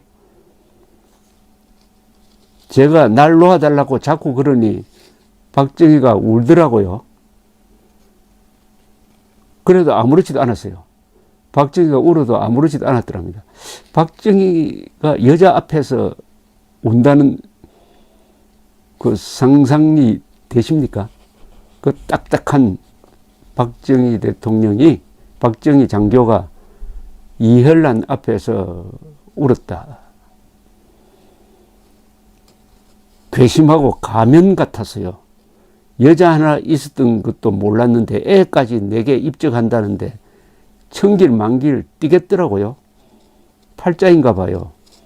그가 대통령이 되고도 나는 아무렇지도 않았습니다. 어쩌면 그럴 수 있는지. 그냥 대통령이지. 그게 괴로웠으면 내가 쪼글쪼글 늙었을 것입니다. 그러나 저는 이렇게 건강합니다. 지금 생각하면 미안한 감이 있고 고인이 되니까 더 미안해요. 내 이야기가 나와서 유교사가 재떨이로 맞기도 했답니다. 뭐 그런 소문이 돌았겠죠. 내 소식을 상당히 궁금해했다는 이야기를 들었습니다. 박 대통령께 편지 쓰라 했다는 것은 모르는 이야기고, 동생이 기자라서 박정희입니다. 그이가 춘천에 있을 때 만났대요. 나는 가재미 덴뿌라를 좋아했는데 그이가 가재미 덴뿌라를 하도록 하더니 동생 보고 맛있지? 나도 이것 좋아하는데 누님도 좋아했지? 하고 말을 하더랍니다. 이 이현란 씨의 동생이 기자를 했습니다. 박정희 대통령이 이현란 씨의 동생을 이렇게 만나서 안부를 물었다는 이야기입니다. 대통령이 되기 직전에 그이가 못 잊어 하고 있다는 걸 알고 미안하기도 했어요. 나이 먹으면서 미안하다는 생각이 들었지요. 그러면 11.6 사건, 1979년 11.6 박정희 대통령이 돌아가신 소식을 그 다음날 들었을 텐데 어떤 생각이었느냐고 물었더니 이현란 씨는 이렇게 이야기를 하네요. 박 대통령이 돌아가던 날도 밥도 한 그릇 더 먹었어요. 내 친구가 전화를 걸어왔는데 저녁을 먹고 숟갈 놓을 때였습니다. 너 참 독하구나 해요. 곱게 돌아가시지 못한 게 마음 아파요. 옷자락만 스쳐도 인연이라는데 내가 너무 했다는 생각이 듭니다. 표현을 하고 안 하고가 아니라 명복을 빌어주었으면 좋았을 텐데 말입니다. 내가 왜 그랬는지 몰라요. 옛날 추억이 자꾸 생각났으면 이렇게 살지 않았지요. 지금은 미안하다는 생각뿐입니다. 지금은 지극히 사랑해 주었던 사람이니 극락세계 갔으면 하고 생각하지요. 요게 이현란 씨의 마지막 말이었습니다. 자, 지금까지는 이현란 씨가 쭉 겪은 이야기만을 소개해 드렸습니다. 다음에는 조금 관점을 바꿔가지고 당시에 박정희, 이현란 두 사람을 가까이에서 보았던 사람들의 말을 종합을 해가지고 두 사람 사이가 어땠는지를 한번 설명을 드려야 되겠습니다. 그렇게 해야 객관적이고 정확한 두 사람의 관계가 재구성되지 않을까 생각을 합니다. 목숨 걸고 박정희가 사랑했던 여인 이현란 이야기 시리즈 제4회입니다. 제4회로서 일단 마무리를 하겠습니다.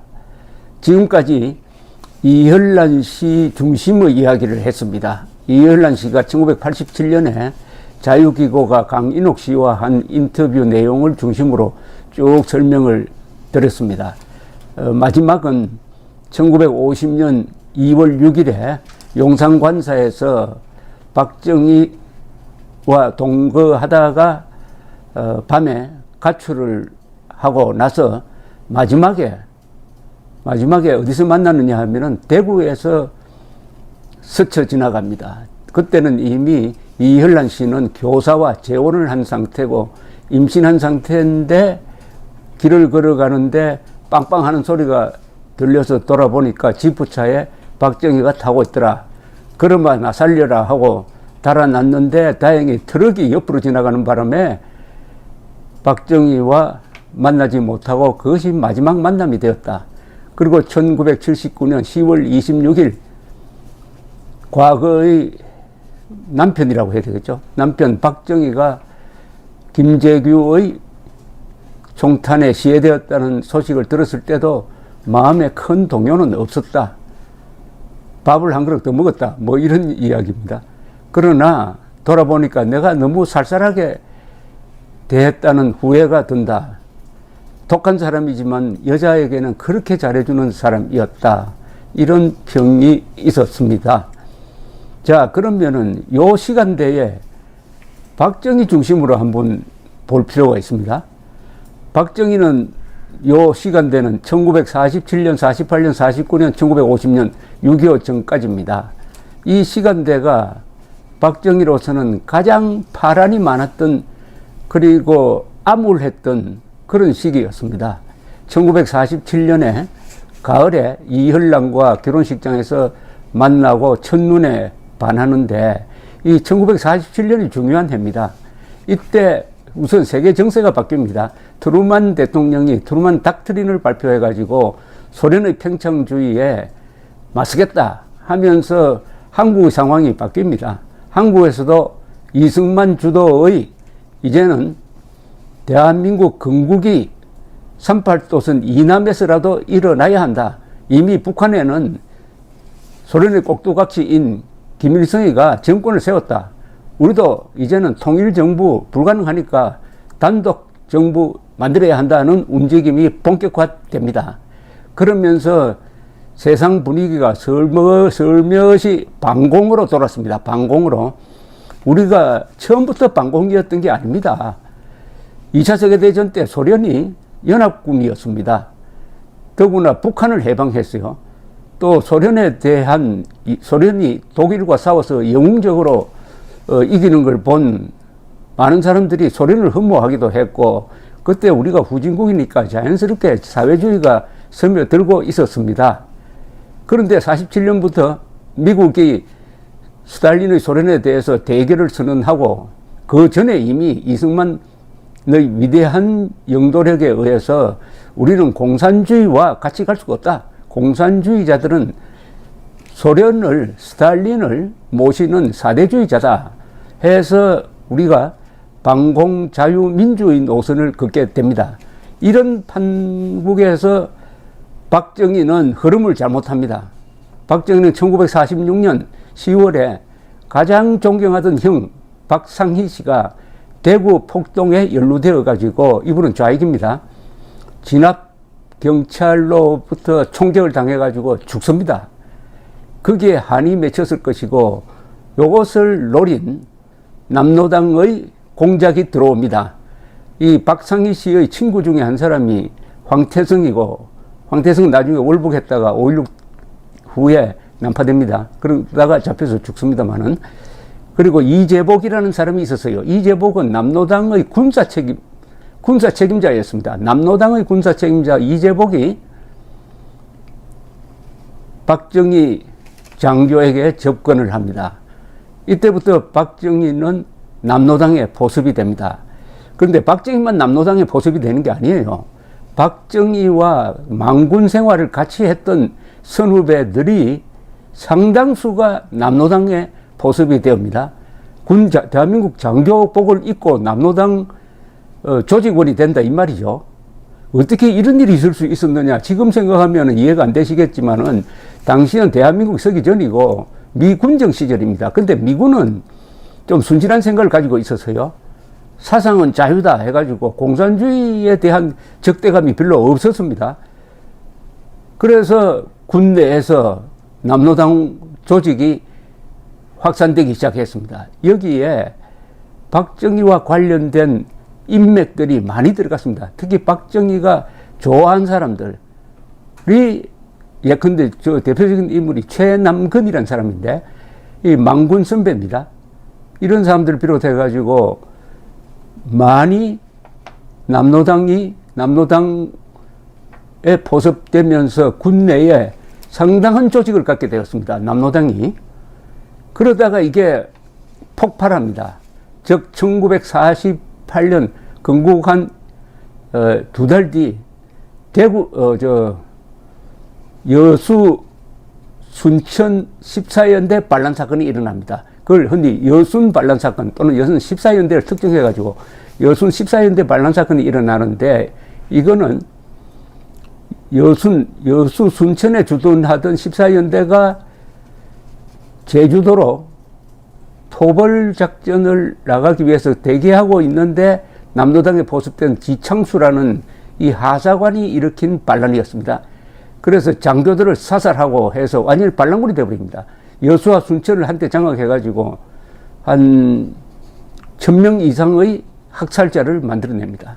그리고 거기에 대한 진압작전이 이루어지는데, 그 진압작전 사령관은 원용덕, 그리고 참모장은 백선엽 밑에 작전장교는 김점곤 씨가 데리고 간 보좌관 역할을 한 사람이 당시에 육사중대장이던 박정희였습니다. 박정희는 남로당이면서도 남로당이 반란 일으킨 것을 진압하는 위치에 있었습니다. 자, 이 여수 14년대 반란 사건을 계기로 해가지고 이승만 정부가 안 되겠다, 군내에 침투한 이 남로당 세력을 일소해야 되겠다 해가지고 이른바 숙군이 이루어집니다. 숙군이라는 것은 군을 싹 정리한다는 뜻인데 숙청이죠. 그래서 수사 책임자가 정보국장인 백선엽, 그 밑에 수사 실무자가 김안일, 김창룡 이런 사람들로 포진이 돼가지고 일대 수사 선풍이 붑니다. 그때 수사는 아주 무서운 수사였습니다. 붙들려 가서 고문하고 정기 고문하고 그러는 과정에서 1948년 11월 11일 박정희가 연행된 겁니다. 그때 박정희는 이혈란과 용산관사에서 동거를 하고 있던 때였습니다. 자, 그 저가는 몇 차례 말씀드렸고, 붙들려 가서 어떻게 되느냐. 붙들려 가자마자 박정희는 수사에 협조합니다. 수사에 협조하는 이유 중에 하나가 이혈란이죠. 이혈란을 사랑하기 때문에 내가 잡혀갈 줄 알면서도 달아나지 않았다, 그런 메모까지 남기죠. 그래서 이혈란과 같이 결합하기 위해서 자백을 하는데, 그 전에 이미 박정희의 마음에 큰 변화가 일어납니다. 왜냐, 이 망군 출신들 중에 아주 특이한 몇 사람이 있었어요. 방원철, 그리고 최창윤, 박임항 이런 망군 출신들이 다 박정희의 선후배 또는 동기입니다. 이분들 중에 몇 사람이 여운형 추종자였어요. 그런데 여운형의 명령을 받고 북한으로 갑니다. 북한으로 가서 김일성 밑에 가서 인민군을 만드는 데 참여를 합니다.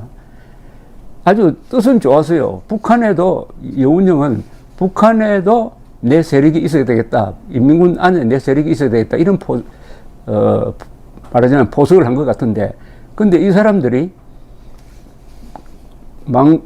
인민군 만드는 데 참여를 했다가 결국은 발각이 돼가지고 감옥에 갑니다. 감옥에 가서 나오자마자 다 남쪽으로 내려와요. 그래서 북한에서 공산주의자들이 얼마나 악질적이냐. 이거는, 이자들은 완전히 그 습성이 공산주의자도 아니고 이거는 마적단이다. 약탈하는, 만주에서 많이 본 마적단하고 똑같은 자들이다 하는 것을 알게 됩니다. 공산주의의 실상을 알게 되죠. 서울로 탈출해서 오자마자 박정희를 찾아갑니다. 그 중에 몇 사람이 찾아가서 박정희를 보니까 딱 남로당에 포섭된 것임을 눈치챘어요. 그러니까 빨리 탈퇴하라고 권유를 합니다. 이게 박정희 마음을 흔들렸을 것이고, 이혈란에 대한 애착이 결합이 되어가지고 또 무엇보다도 살고 싶은 욕망이 있지 않았겠습니까? 그래서 김창룡의 신문에 적극적으로 협조를 해가지고 조직원들을 쭉 이야기를 합니다. 박정희가 부렸다 그럴까요? 본 조직원 중에서 붙들려가서 고생한 사람들이 들어있는데, 그 대표적인 사람이 나중에 공군참모총장을 지낸 박원석이라는 사람이었습니다. 박원석. 일본 육사 1기 후배인건 그렇습니다. 이렇게 해서 박정희가 수사에 협조하니까 이제 박정희를 살릴 수 있는 명분이 하나 나왔습니다.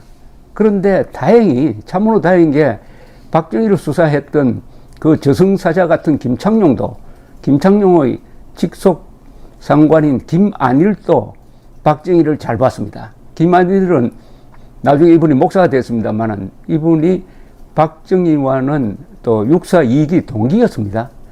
수사에 협조하고 사람이 비루하지가 않고 당당하고 담담하고 한 걸 보고 감복을 받았습니다.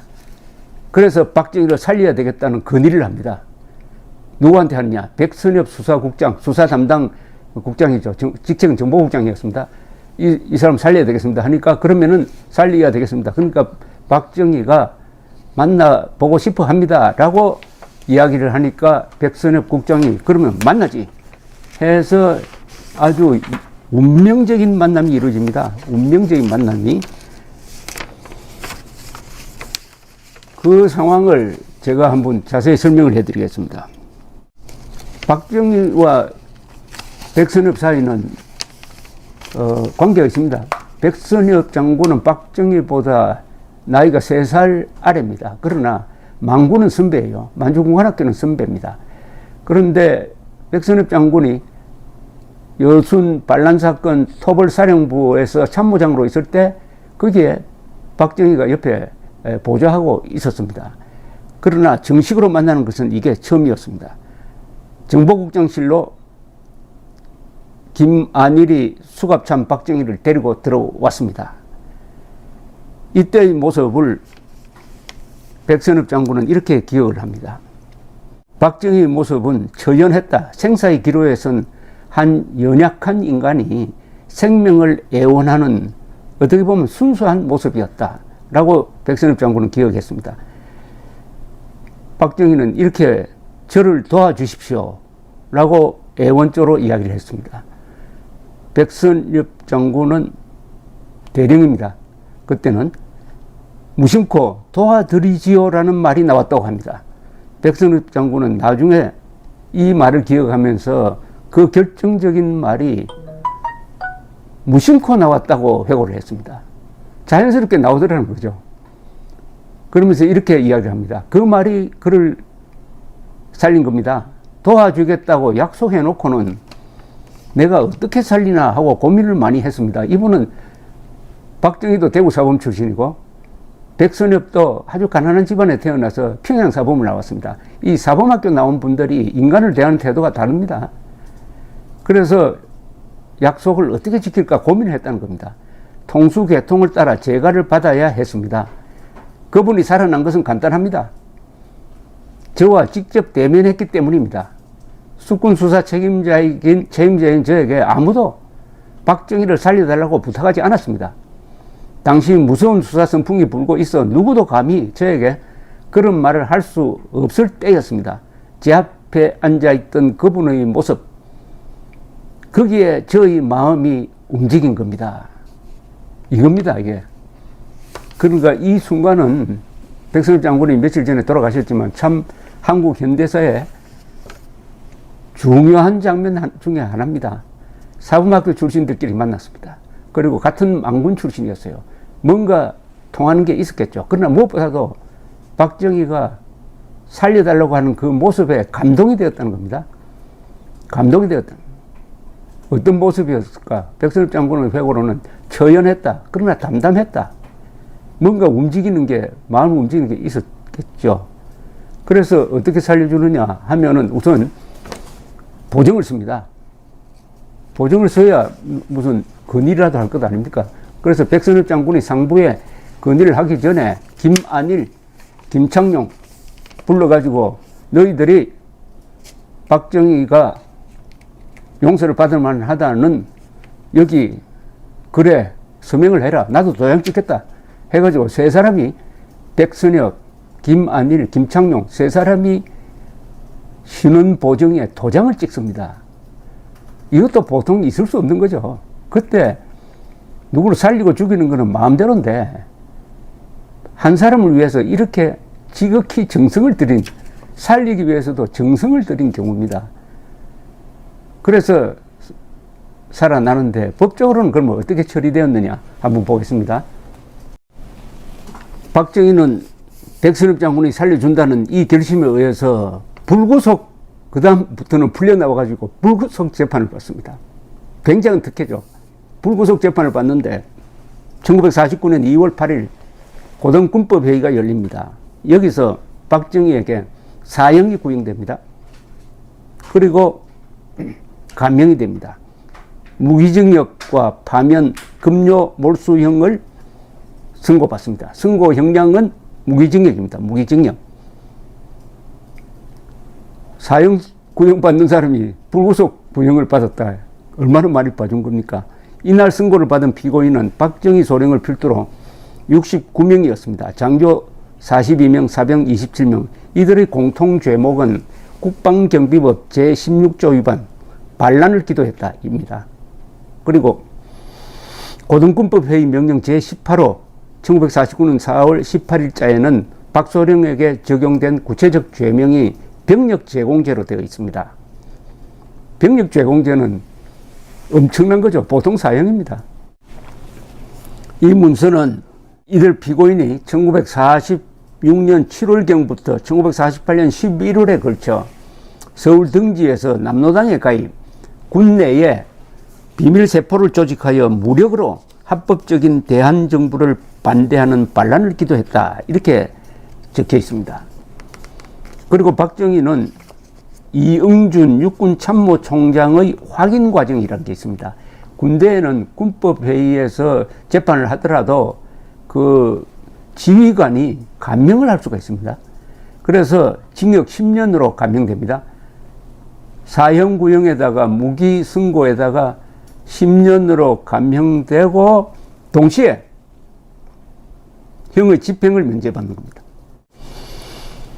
4월 18일에 확정 선고가 나왔으니까 그 두 달 사이에는 박정희는 뭘 하느냐 하면은 또 백선엽 장군이 박정희를 현직에 그냥 임명을 해버립니다. 전투정보과, 정보국의 제일 중요한 과가 전투정보과인데 전투정보과장으로 박정희 소령을 근무하도록 합니다. 근무하도록 해서 두 달 뒤에 근무를 하다가 확정 판결이 나오니까 비로소 민간인이 되는데 백선엽 장군이 또 봐주는 거죠.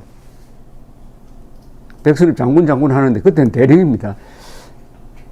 박정희가 민간인으로서 전투정보과에서 근무를 하도록, 그 직제도 없는 겁니다. 공무원도 아니에요. 문관이라 하면 공무원인데 문관도 아닙니다. 그냥 비공식 문관으로 근무를 하도록 합니다. 그러니까 1949년 4월에서 1950년 6월 28일 아니면 29일 군에 다시 복직될 때까지 박정희는 민간인이 되는 거죠. 민간인이 되는 겁니다. 이 역사의 흐름 속에서 박정희 이열란의 그 이루어질 수 없는 사랑이 아마 이해가 될 겁니다. 닥터 지바고라는 영화를 보면은 볼셰비키 혁명이라는 거대한 역사적 격동이 흘러가고, 거기서 닥터 지바고가 부인, 그리고 또 애인이 한 사람 있죠. 연인. 줄리 크리스티가 나오는 라라와의 사랑. 이게 겹쳐지듯이 박정희의 목숨 건 사랑도 그런 긴박한 상황에서 이루어졌으므로, 제가 이 설명을 하면은 재밌다고 하는 게 그런 드라마틱한 모습 때문에 그런 것이 아닌가 이렇게 생각됩니다. 박정희와 이혈란의 이 동거 생활을 지켜보았던 사람들이 있습니다. 그분들한테 제가 들은 이야기가 많아요. 뭐 제일 가까이 지켜본 사람이 김종필이죠. 김종필 육사 8기생 같이 전투정보과에 근무하면서 박정희를 흠모했던 사람이죠. 그때부터.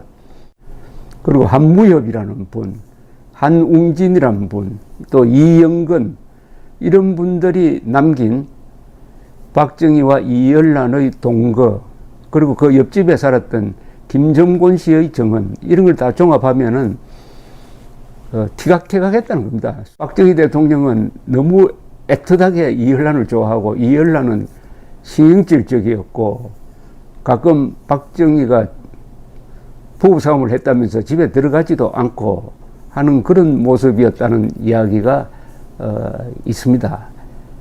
그리고 박정희 집에 놀러 온 사람이 한 사람 있었습니다. 그 사람은 박정희 교사로서 문경에 있을 때 하숙을 했던 집의 하숙집 아들이었어요. 이름이 임창발이라는 분인데, 이분이 1949년 무렵에 서울로 올라와서 박정희 관사에서 하룻밤을 잤다고 합니다. 그런데 갑자기 박정희가 오더니 흔들어 깨우면서 여자가 약을 먹었다고 빨리 병원으로 데려가라고 해서 같이 병원으로 데려갔다 하는 이야기도 있습니다. 이때 박정희가 의지가 되는 사람이 한 사람 있었어요. 그 사람이 한웅진이라는 사람입니다.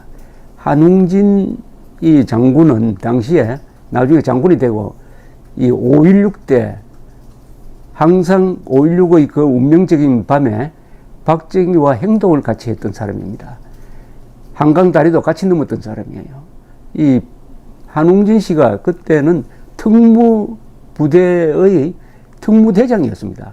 특무부대는 나중에 보안사로 바뀌는데 아주 무시무시한 기관입니다. 그래서 한웅진 씨가 집이 어디 있었냐면은 지금 경교장, 옛날 고려병원, 지금은 삼성 강북병원이죠. 그 약간 비탈이 있습니다. 거기에 하숙집이 있었습니다. 박정희는 이 한웅진을 나이가 상당히 아래입니다. 매우 좋아했습니다. 그리고 의지가 됐을 거라고 생각합니다. 왜냐하면 한웅진은 수사기관의 장이니까 지금 박정희는 사상적으로 계속 의심을 받고 있습니다. 사상적으로 의심을 받으니까 빨갱이라고, 점점 그때는 또 한국의 반공 분위기가 고조되고 있을 때였습니다. 그러니까 만나려고 하지 않아요. 박정희 만났다가는 또 뒤집어 쓴다. 또 박정희가 과거에 조직을 부렸던 사람이다 해가지고 박정희 옆에 갔다가는 화를 당한다. 이러니까 외롭게 돼버리고 말았습니다. 다만 6사 8기생들이 가까이에서 박정희를 모시니까 더욱더 박정희와 6사 8기생들이 끈적한 인간관계를 맺게 되고, 요게 5.16을 성공시키는 인맥이 되는 거죠. 5.16 주체 세력이 바로 박정희의 제자 육사 제자 그룹이었던 육사 5기생, 그리고 김종필 중심의 8기생, 박정희 5기생, 8기생이 5.16 군사 쿠데타의 핵심 주체 세력이 됩니다. 그 인맥이 바로 이때 만들어졌습니다. 한웅진 씨의 생전 증언에 의하면은 가끔 하숙집에 놀러 온 박정희는 그렇게 처절할 수가 없었다고 했습니다. 또 그때 어머니가 돌아가셨어요. 모든 어머니가 다 소중한 존재지만 특히 박정희에게는 어머니가 소중한 존재였습니다. 설명드렸지만은 40을 넘어서 임신을 해가지고 지우려고 했는데 요사이 같으면 간단하게 지우지만 그때 막 그런 의술이 없어가지고 간장을 들여 마시고 또는 높은 데서 뛰어내리고 디딜방아를 배 위에 놓고 넘어지기도 하는 등등 아무리 해도 지워지지가 않더라. 그래서 태어난 게 박정희였다. 그러니까 더 사랑하게 되었죠. 바로 그 어머니가 70대에 1949년 여름에 돌아가십니다. 이렇게 처절한 모습으로 찾아와서 흐느꼈다는 이야기를 많이 합니다. 한웅진 씨는 박정희가 흐느꼈다. 그리고 돌아갈 때 혼자서 걸어서 집으로 돌아가는 그 뒷모습이 아직도 잊을 수가 없다는 이야기를 했습니다. 박정희가 가장 비참했던 1949년의 이야기입니다. 이 모든 것을 깨끗하게 정리해 준 사람이 누굽니까? 바로 김일성이죠. 김일성입니다. 1950년 6.25 남침. 그때 박정희는 어디 있었느냐? 고향에 어머니 제사를 위해서 내려가 있었습니다. 박정희의 당시 일기를 한번 상기하는 일기를 소개해 드리겠습니다. 1950년 6월 25일 새벽 4시부터 북한군의 전면 남침이 있었습니다. 미리 이런 사태를 예견한 사람이 박정희, 김종필 같은 육군 정보국 사람들이었습니다. 특히 박정희를 중심으로 적정판단서라는 보고서를 만들면서 이미 6월에 남침이 있을 것이라고, 그리고 공격 방향까지 정확하게 예측을 해가지고 상부에 보고한 적이 있었습니다만은 상부에서는 그것을 묵살해버립니다. 그런데 드디어 기다리고 있었습니다. 정보국 사람들은 남침이 있을 것이다 하고 그날 새벽에 기다리고 있었어요. 그만큼 현장에서 들려오는, 전선에서 들려오는 정보는 심상치 않았습니다. 드디어 포격이 시작됐습니다. 이때 북한 반장이 바로 김종필이었습니다. 김종필 중위였습니다. 참 결정적인 시기에 결정적인 인물이 결정적인 장소에 있었던 셈이죠. 이 경황 중에 김종필은 고향에 내려가 있는 박정희, 미래의 처삼촌이죠. 박정희에게 전보를 칩니다. 이 상황에 대해서 박정희가 1975년 6월 25일 75년이니까 20년 전의 6.25 남침을 회고하면서 이런 일기를 남겼습니다. 1950년 6월 25일 나는 고향집에서 어머님 제사를 드리고 문상객들과 사랑방에서 담화를 하고 있었다. 12시 조금 지나서 구미읍 경찰서에서 순경한 사람이 급한 정보를 가지고 왔다. 장도영 대령이 경찰을 통해 보낸 긴급 정보였다.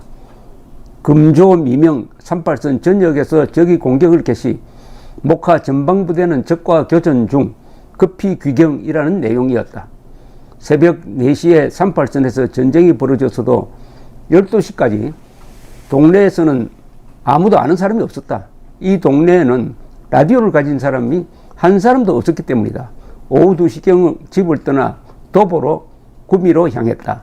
경부선 상행열차에 병력을 만재한 군용열차가 계속 북행하는 것을 볼 수 있었다. 25일 야간 북행열차를 타서나 군병력 전송 관계로 도중 역에서 몇 시간씩 정차를 하고 기다려야 했다. 이 열차가 서울 용산역에 도착한 것은 27일 오전 7시경이었다. 거리를 다니는 사람들의 표정은 모두 불안에 쌓여 있고 위장한 군용 차량들이 최대 한도로 거리를 질주하고 서울의 거리에는 살기가 감돌기만 하였다. 용산 6번 벙커 내에 있는 작전 상황실에 들어가니 25일 아침부터 밤낮 2주야를 꼬박 세운 작전국 정보국 장교들은 잠을 자지 못해서 눈이 빨갛게 충혈되어 있고 질서도 없고 우왕좌왕 전화통화로 실내는 장바닥처럼 떠들썩하기만 하였다. 참 실감나게 적었습니다. 이렇게 해서 결국 육군본부가 철수를 하죠. 철수를 할 때 박정희는 그 아비규환 속에서 한강을 건넙니다. 한강을 건너서 먼저 내려간 정보국 사람들과 합류를 합니다. 그때 정보국장이 아주 운명적인 관계로 여러 번 얽히는 장도영 국장이었습니다. 5.16이 났을 때 육군참모총장이 장도영 씨입니다. 그러다가 나중에 박정희에 의해서 제거가 되죠. 그래서 미국에 가서 교수 생활을 하다가 돌아가신 분입니다. 장도영 정보국장이 박정희가 같이 한강을 걷는 걸 보고 감동을 했습니다. 아, 저 사람은 사상적으로 완전히 전향을 했구나. 그래서 박정희를 다시 군으로 복직시켜야 되겠다 결심을 하고 참모총장, 총참모장 정일권 대령에게 찾아가서 그때 직후에 준장이 됐습니다. 정일권 준장 다 30대입니다. 지금 정일권 준장에서 가서 이야기를 합니다. 이분을 복직시켰으면 좋겠다. 이제 사상적 의심이 풀렸다. 그러니까 정일권 씨가 그렇게 하라고 합니다. 그런데 군복은 어디 찾아서 입었는데 계급장이 없어요. 김종필, 그 제주 좋은 김종필 중위가 철모를 어디에 하나 구해와가지고 거기에 색연필로 가지고 소령 마크를 그려가지고 박정희한테 줍니다. 그때 표정이 밝지도 않고 좀 계면적인 표정이었다고 김종필 씨는 나중에 회고한 바가 있었습니다. 이렇게 해서 박정희의 47년부터 시작된 47년, 48년, 49년, 50년, 4년에 걸친 고난의 행군이 끝나는 순간이었습니다. 다시 군복을 입었으니까요. 그게 1950년 6월 말이었습니다. 그리고 그로부터 11년 뒤 1961년 5.16 5월 15일 밤에는 박정희가 한강 남쪽에서 해병대를 이끌고 한강 다리를 건너서 서울로 들어와서 정권을 장악하게 됩니다. 그러면은 누가 박정희를 살려냈습니까? 누굽니까? 김일성이죠. 김일성의 남침이 박정희를 다시 군인으로 불러들이고 그 11년 뒤에 대통령이 되도록 만들었습니다. 김일성의 남침이 없었으면 박정희는 민간인으로 그분 성격상 잘 어울리지도 않고 해서 아주 불평분자, 방골적인 사람으로 인생을 끝냈을 가능성이 다분히 있습니다. 김일성이가 모택동 스탈린의 도움을 받아가지고 민족 반역의 남침 전쟁을 일으킨 덕분이지 때문인지 이 말이 좀 조심스러운데 대한민국이 살았습니다. 그때 김일성이가 그런 식으로 노골적인 남침을 하지 않고 월남식으로 게릴라전으로 슬금슬금 적화 공작을 진행했다면 1950년대 말에는 월남식으로 적화됐을 가능성이 많습니다. 살린 사람은 박정희만 살린 게 아닙니다. 이승만도 살렸습니다. 이승만 대통령도 그때 코나로 몰려 있었습니다. 이승만 대통령은 알았습니다. 남침이 있을 것이라고. 그래서 미국에 군사 원조를 요청했으나 미국이 다 거절하고 말았습니다. 또 미국 입장에서는 한국은 지킬 필요도 없다고 생각했습니다. 그런데 김일성이가 착각한 게 공격을 하더라도 좀 조심해서 해야지. 전면 남침을 하니까 트루만 대통령이 성깔이 났습니다. 딘 애치슨 국무장관으로부터 보고를 받고 그 산오브 비치, 그 개자식들을 반드시 막아야 한다라고 화를 내면서 전화를 끊었습니다. 여기서 한국의 운명이 달라지죠. 미국이 파병을 결정하고 유엔군이 편성이 됩니다. 이렇게 해서 김일성은 자기 무덤을 판 거죠. 김일성의 남침이 이승만을 살리고 한미동맹을 만들게 하고 박정희를 대통령으로 만들어서 결국 김일성과 박정희의 대결에서 박정희가 경제적으로는 이겼습니다. 그러나 김일성의 이념 공세에 넘어가서 오늘날 2020년 7월 27일 휴전 67주년을 맞는 오늘은 대한민국의 지도층 안으로 김일성의 이념 공세에 넘어간 사람들이 많이 포진해가지고 앞으로 남북한 대결에서 대한민국이 이길 것이냐 하는 확신이 흔들리고 있는 상황입니다. 대충 박정희가 목숨 걸고 사랑한 이혈란 이야기는 여기서 정리를 하겠습니다. 이렇게 하다가 보니까 유경수 여사도 좀 다뤄야 하지 않을까 하는 생각이 듭니다. 새 여인, 박정희의 새 여인이죠. 김호남, 이혈란, 유경수. 유경수 부분에 대해서는 조금 며칠 있다가 다시 한번 정리를 해볼 생각도 갖고 있습니다. 그동안 많은 경청 감사합니다.